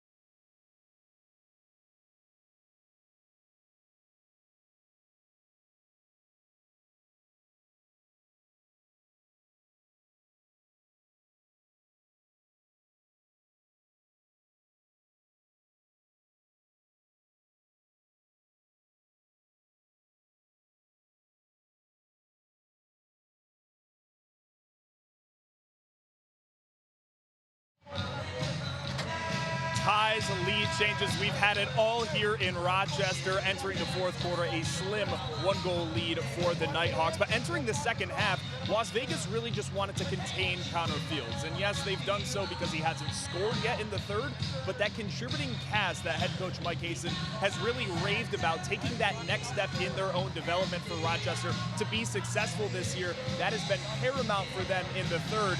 And those goals from Ryan Smith have put them in this lead, guys. And I think you're going to continue to see that because they really want to shut Fields down. Thanks a lot, Griffin. Great suit game by Griffin Della Penna, by the way. I look forward to seeing many more variations throughout the season. I hate to hold you to a high standard there, Griff, but you kicked us off in week 1.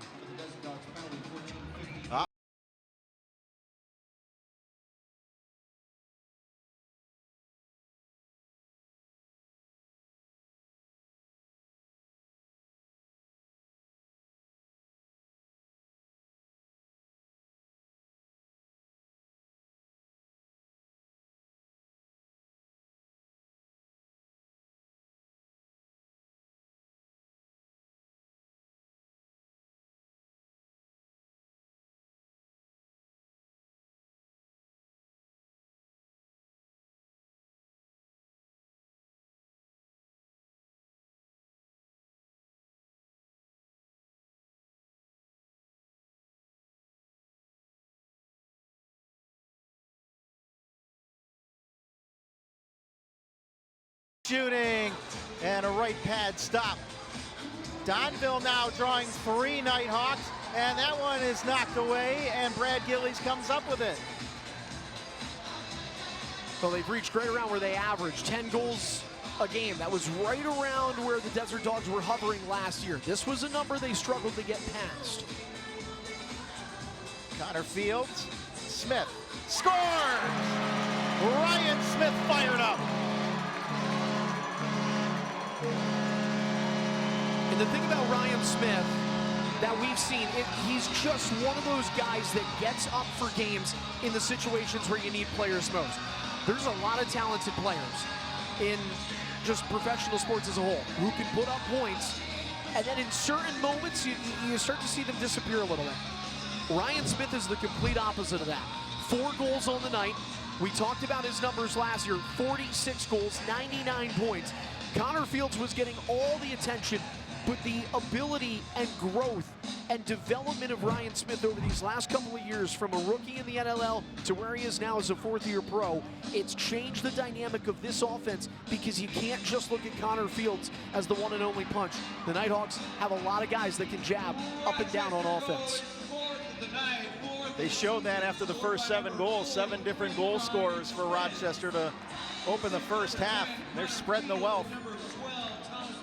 And we saw last year how tough it was for this group, and for that matter, any team. When you start getting injuries and guys go down, you need supplemental offense. You need supplemental defense. That's what they went out and addressed in the offseason on the D, and they were confident in this forward group. You know, Mike Hasen and Dan Carey talk about it a lot. When you need to get better, that doesn't just mean sign a bunch of players. It means you challenge the group that's already there. Shot goes wide by McConvey, and it is scooped up by Hannah. Hannah, who got to wear the Stars and Stripes for the first time in his lacrosse career this summer, feeds it on over. Watson, back to Hannah. Over to Donville. Donville looking for a lane. Over to Hannah, great pass. What a shot, scores! What a goal by Jack Hannah. I hope people know we're not just using that generic term of you get a little bit of everything here. You couldn't ask for much more. You really can't. You have players like Ryan Smith and Connor Fields and Jack Hannah for the Las Vegas Desert Dogs. Look at this. One hand. He has 2 guys on him. You would think they would disarm him of the ball.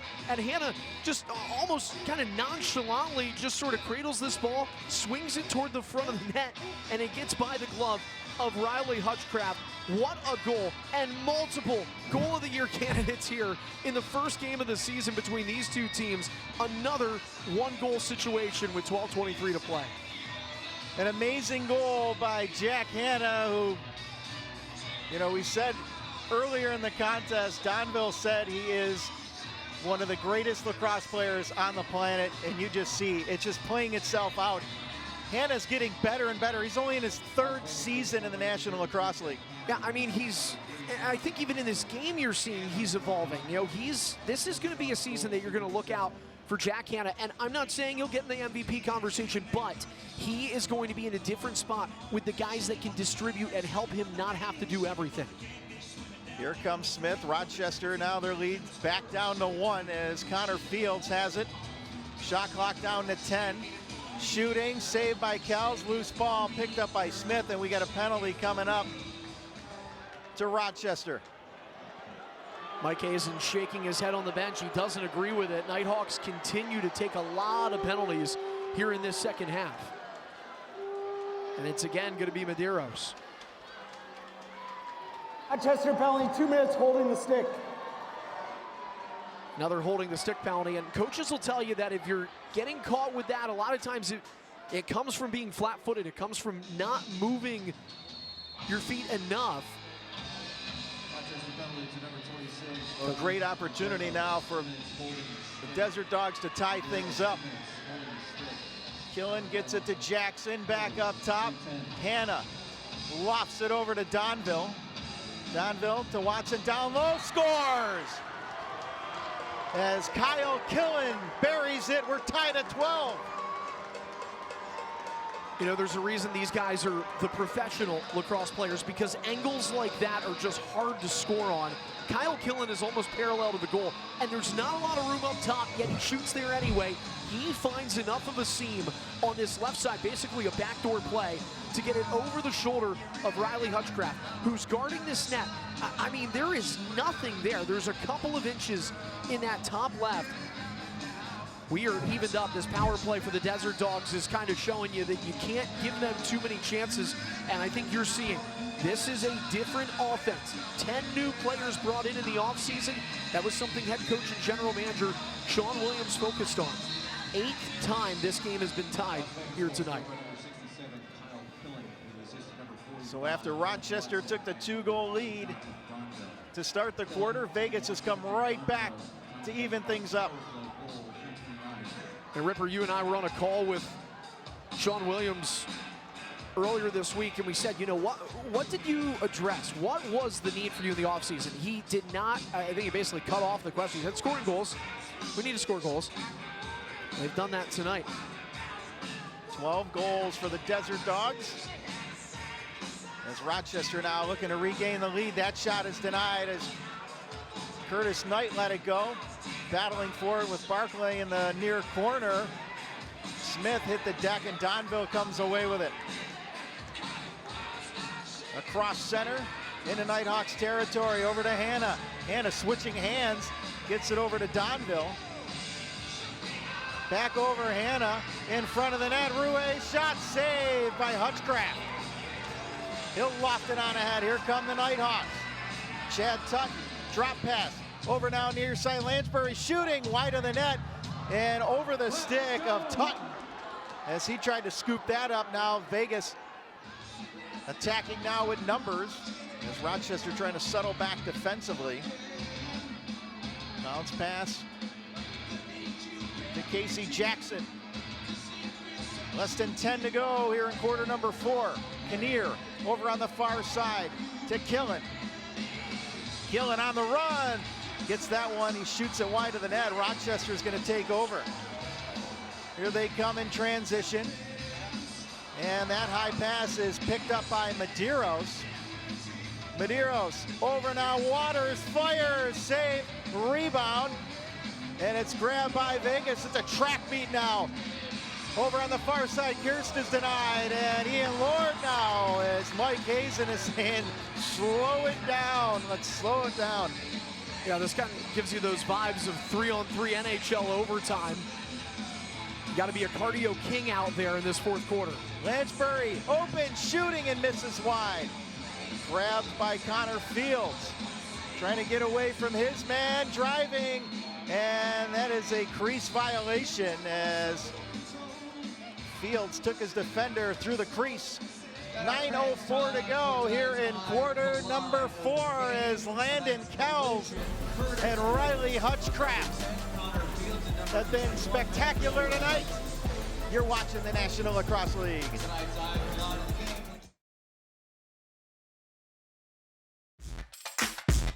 The National Lacrosse League is on ESPN. What a shot by Trey LeClaire. A fresh season with fresh faces and storylines.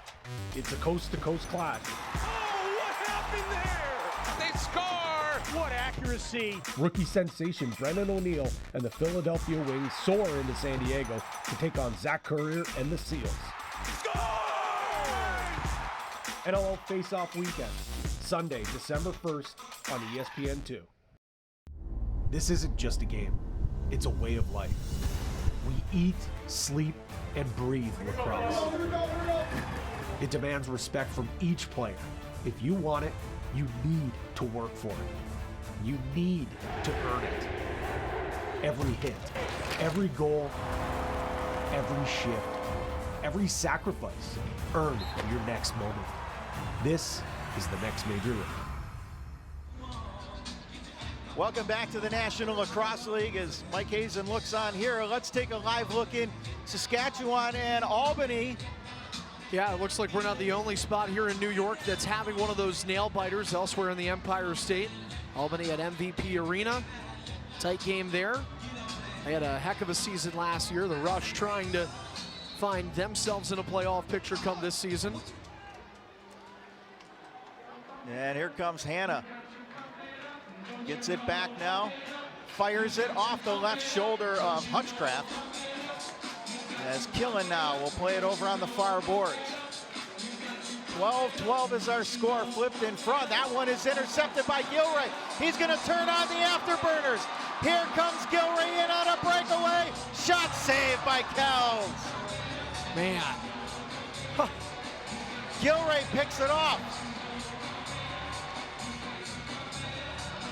Tie game here, tie game in Albany. In the dying seconds, Firewolves end up evening that one. It's a great weekend to be a lacrosse fan, and it's great that the National Lacrosse League is back. Fed in front, the shot, kick save by Kells as he denies Knight. 50 saves for Landon Kells, who continues to have a phenomenal showing. Jonathan Donville against Medeiros from the far wing, shooting, save as Hutchcraft makes the save with the left arm. Now here comes Medeiros in transition. He's gonna wait for some offensive help as he gives it to Fields. You know, again, Kells with more saves, but that doesn't mean Hutchcraft hasn't been a story here either. Lanchbury, shot clock down to 9, Fields scores!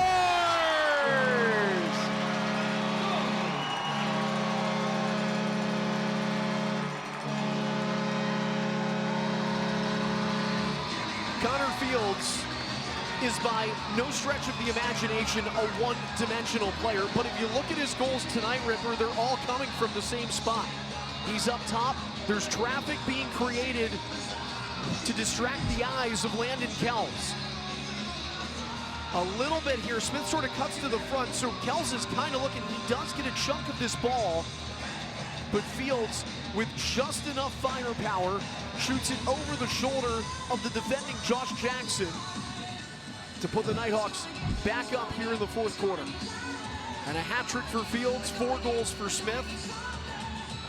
Connor Fields now with 10 points, 3 goals, 7 assists. Sounds right, doesn't it? Not saying he'll get 180 this year, but that's what his current pace is showing. Off the face-off, they battle for it. Jensen trying to take it away. It's rolled in front of the Vegas bench, and Jensen comes all the way over to scoop it up. Rochester goal is 3rd of the night. Skips it on over to Waters. Rochester in the lead by 1, and Fields will distribute to McConvey. Lansbury driving, shooting, that's knocked down in front.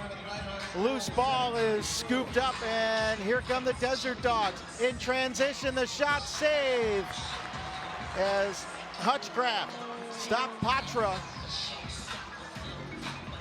Now Fields in front. Oh, what a passing play, but it just eludes the stick of Medeiros. Great three-way passing play, but they couldn't connect on that final pass. Field shot is stopped by Kells. Smith shooting, scores! That's a big man goal by Ryan Smith.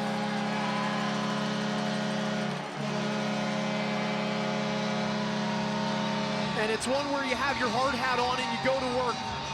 Bodies in front, Ryan Smith shovels it off the ground, got it off of a Desert Dogs player, and just quickly releases that over top the shoulders of Kells. And so the Knighthawks back up by 2. By the way, Ryan Smith and Jack Hanna each with 4 goal nights, and then Smith says, anything you can do, I can do better. There's a scrum. It almost looks like in football you'd have a fumble recovery, and Smith is the one to clamp down with his stick, pull the ball out, and fire it through. 6:28 to go here in the 4th. Rochester with a 2-goal lead.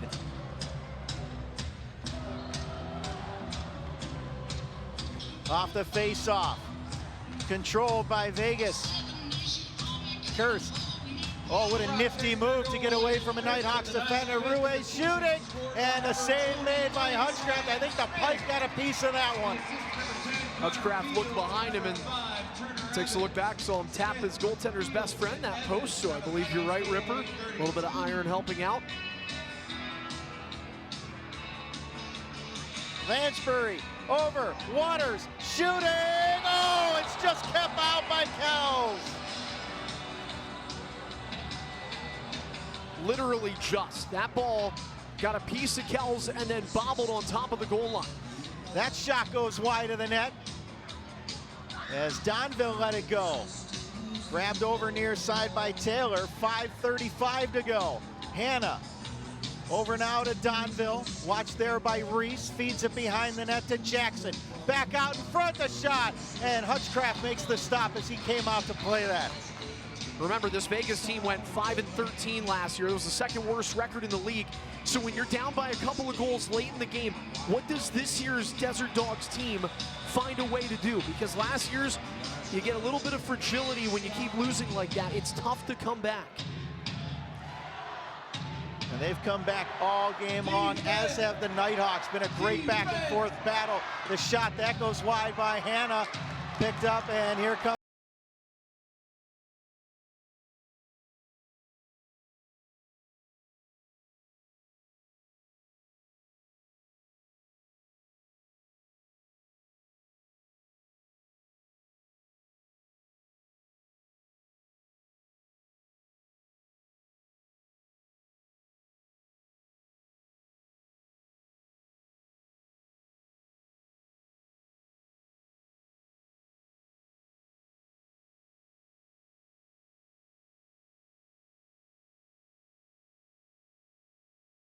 and Ryan Smith with his 5th goal of the game. You're watching the National Lacrosse League.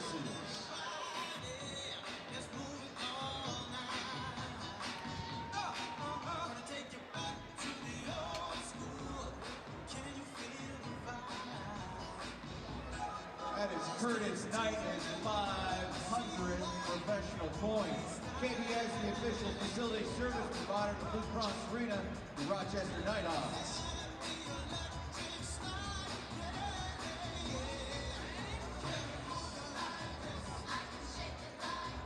All right, Hawks fans, who's ready for some turkey bowling? We have Alyssa, we have Chopper, and we have a turkey here. All right, whoever rolls the turkey and knocks down more pins gets to go home with the Hawks prize pack. All right, so Alyssa, you're up first. So, yep. Oh, nice. All right, Chopper, you think you can beat that? Maybe. All right, we're going to reset that. And we're going to see if Chopper will be our next bowling champion. Don't miss any of the action this season. Head to NLL.com/tickets and get yourself front row seats to your NLL favorite team. All the big hits, highlight reel goals, and star-studded matchups. That's NLL.com/tickets. We take a look at the Knighthawks bench.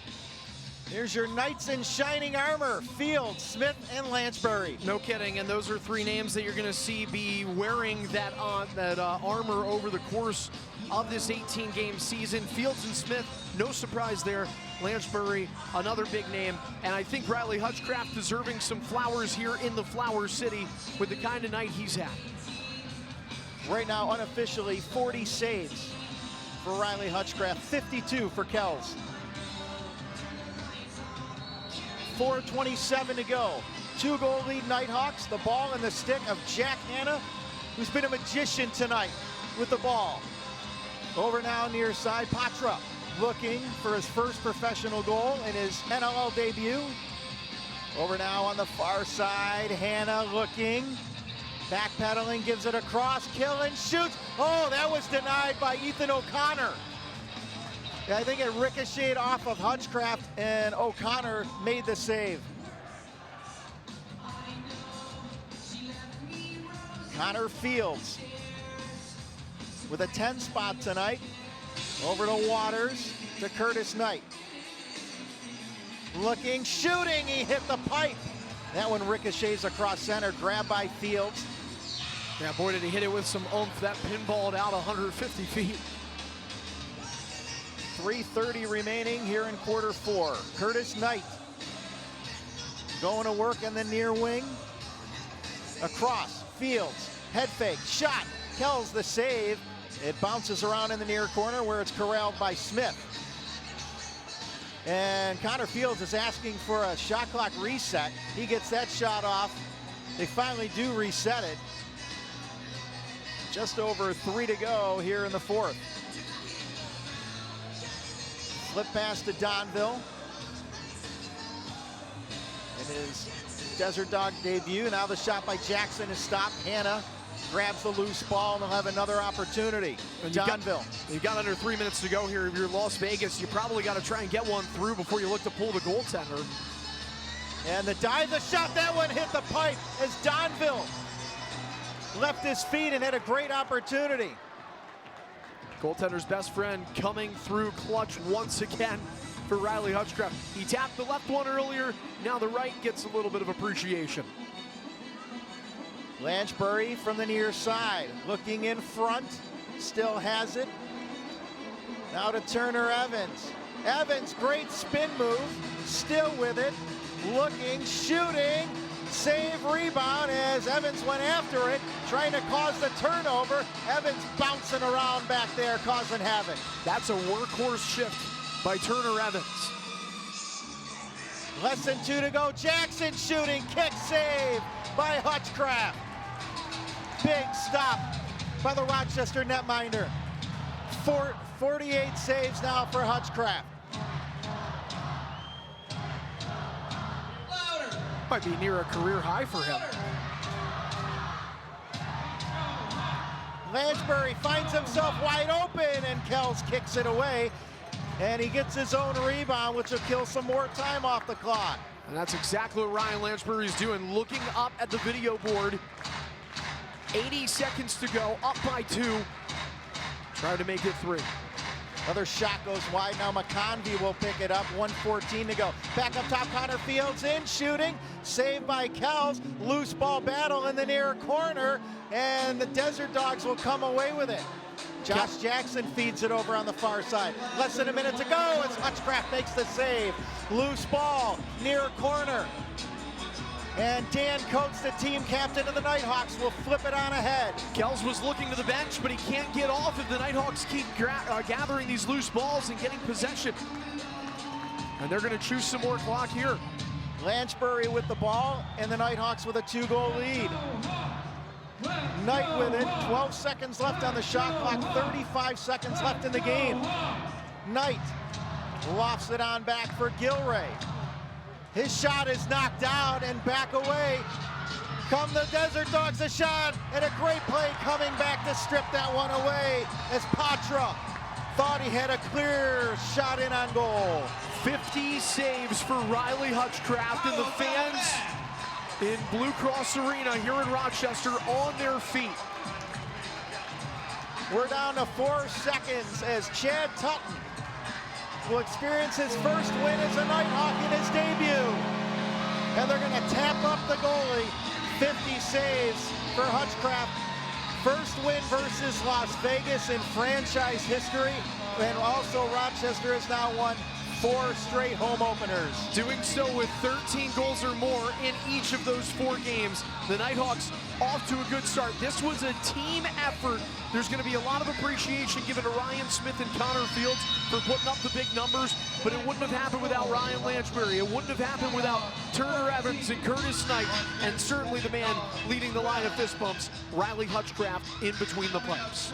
Big win for the Nighthawks, and our Ero assist of the game was a big one as we take a look.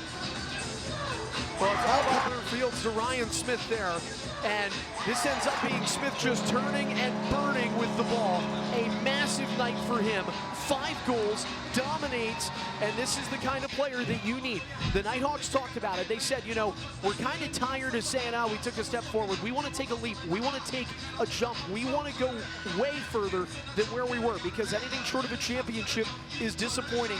Guys like Connor Fields, who led with 10 points, and players like Ryan Smith, who led with 5 goals, are the guys you look to make a difference in April. You can't win a championship right now, but you can begin your march toward it, and 50 saves from that man, number 1 in the black and green. Also, a big part of the reason that the Nighthawks are going to have a W next to their name tonight. How about Landon Kells? 58 saves for Landon Kells, who played phenomenal tonight. Yeah, these 2 goaltenders were excellent. I mean, really appreciated them in the first half as well, where the game was a little more low scoring. You'd expect with dynamic offenses for things to break out more, like it did. We got a combined 26 goals. But these are 2 goaltenders that are going to give their teams a chance to win every night if they play anything and any kind of semblance like they did here on this Saturday to close out November and to kick off the NLL season. Rochester opens the season with a victory. Las Vegas, a great effort. Unfortunately, they fall by 2 goals, 14-12 here at the Blue Cross Arena. Tell you what though, Ripper, I mean, you look at a team that went 5-13, and if you're the Vegas Desert Dogs, at least based off a week 1 performance, that doesn't look like a team that's only going to get 5 wins this season. I think there's a lot of potential for the former Nighthawk, Sean Williams, and his Las Vegas Desert Dogs. I think the Desert Dogs are in a great opportunity to push for the playoffs. They have dynamic offense. You saw Kells. They said he was going to have a big year. He had a fantastic game tonight for Vegas. Offensive, man, they have so many weapons. And and of course, Josh Donville, a big part of that. They benefited from picking Jonathan Donville up from Panther City in that dispersal draft, and coaches and players alike have been talking about it. That dispersal draft just made the NLL that much more competitive as every team got deeper. Let's go down to the floor now as